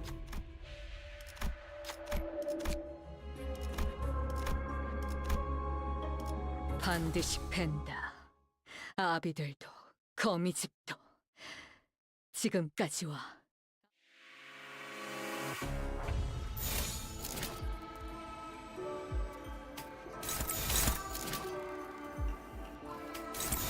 그려낸다.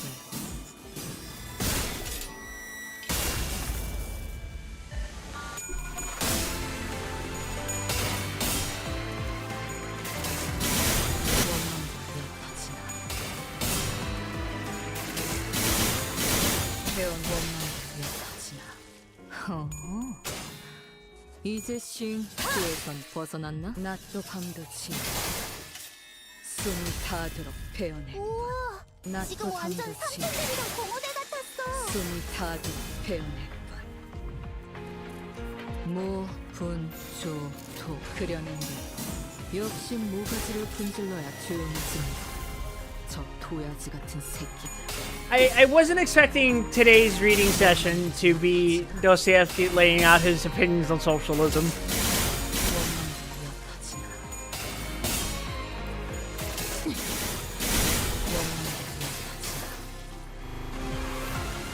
지금처럼 엄마와 함께 이곳저곳을 다니며 많은 기억을 쌓아줘.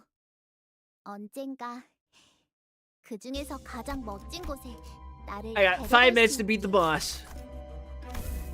Let's do this.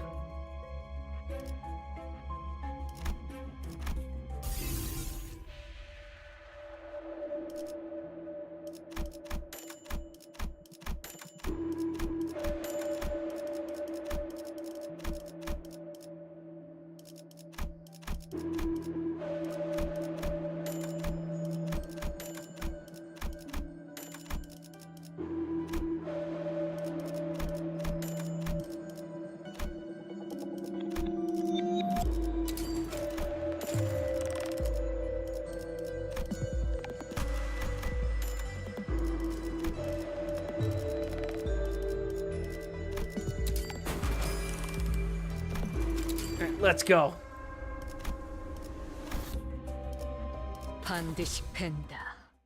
아비들도 거미집도 지금까지와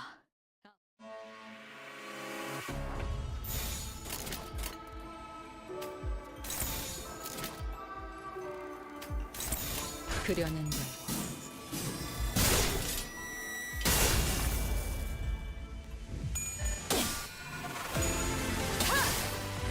낮도 밤도 지 숨이 닿도록 베어낼 것.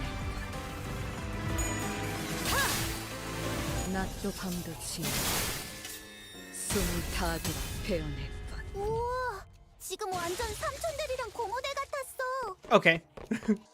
희 글과 Shout out to my boy Scarlet 어인여, Moth. 짜증나는 시선을 내렸고 앞으로 한 번만 더 기분 나쁜 눈빛으로 내 검을 힐끔힐끔 쳐다보.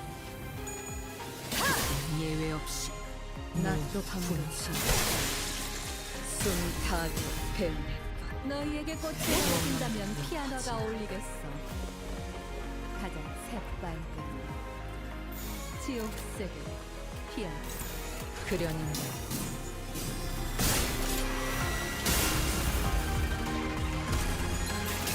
원망도 얕아지나. 낮도 밤도 지 숨이 닿도록 베어낼 것. 낮도 밤도 지 이제 진 수에선 벗어나도록 베어낼 것. 눈에 담을 만한 가치가 있는 예술이군. 해왔던 숙제들에 비하면 별것도 아닌 일이다.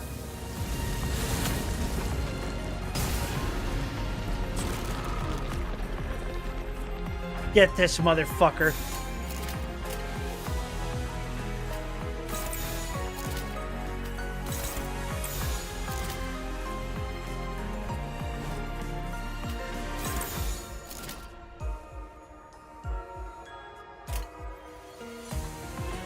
Alright, we're gonna hit it with the timing.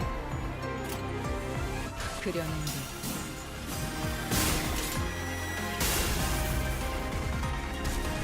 낫도 반듯이 숨을 타듯 뱀 조각조각 형나도 반듯이 난 숨을 타듯 뱀 어머 귀엽지 낫도 반듯이 Fuck Wrath Resistance. 숨을 타듯 You 뱀 ball.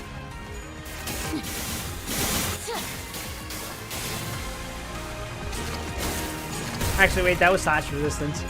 It's fine. 숨막히도록 견뎌 절박하게 갈망했으니 헤아릴 수 없이 저주했어. 올. 하지만 슬슬 물리는군. And safe. We did it just in time. 근처에 융수염이라는 군 거를 파는 곳 있나? 있군. 그럼 오늘 림컴버 회식 메뉴는 수박을 곁들인 융수염 과자로 결정하지.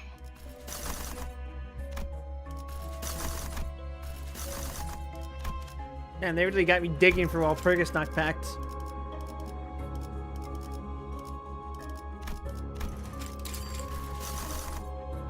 That's fine. Well, anyway, since Limbus is about to go into maintenance, we're not going to do any more reading. We're going to end the stream here. I know I started a little late, but, you know, I needed some time to set up. Sorry. Wednesdays can be a tough day for me sometimes. But yeah, tomorrow, what am I going to stream? I have no idea, so be surprised. Be surprised. It's probably going to be Half-Life 2. It's probably going to be Half-Life 2.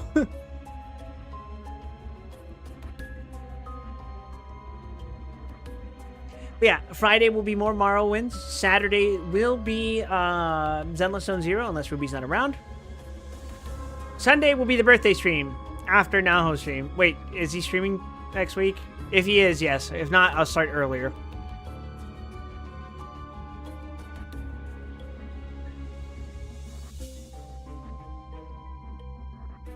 Well, anyway.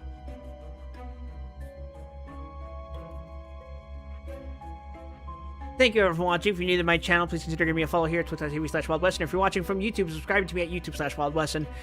Until then, please take care of yourselves, everyone. Have a pleasant evening, afternoon, morning, whatever time it is. Please have a pleasant evening, morning, whatever time it is, wherever it is you are, whenever it is you are. And I'm going to go eat dinner or something. Bye.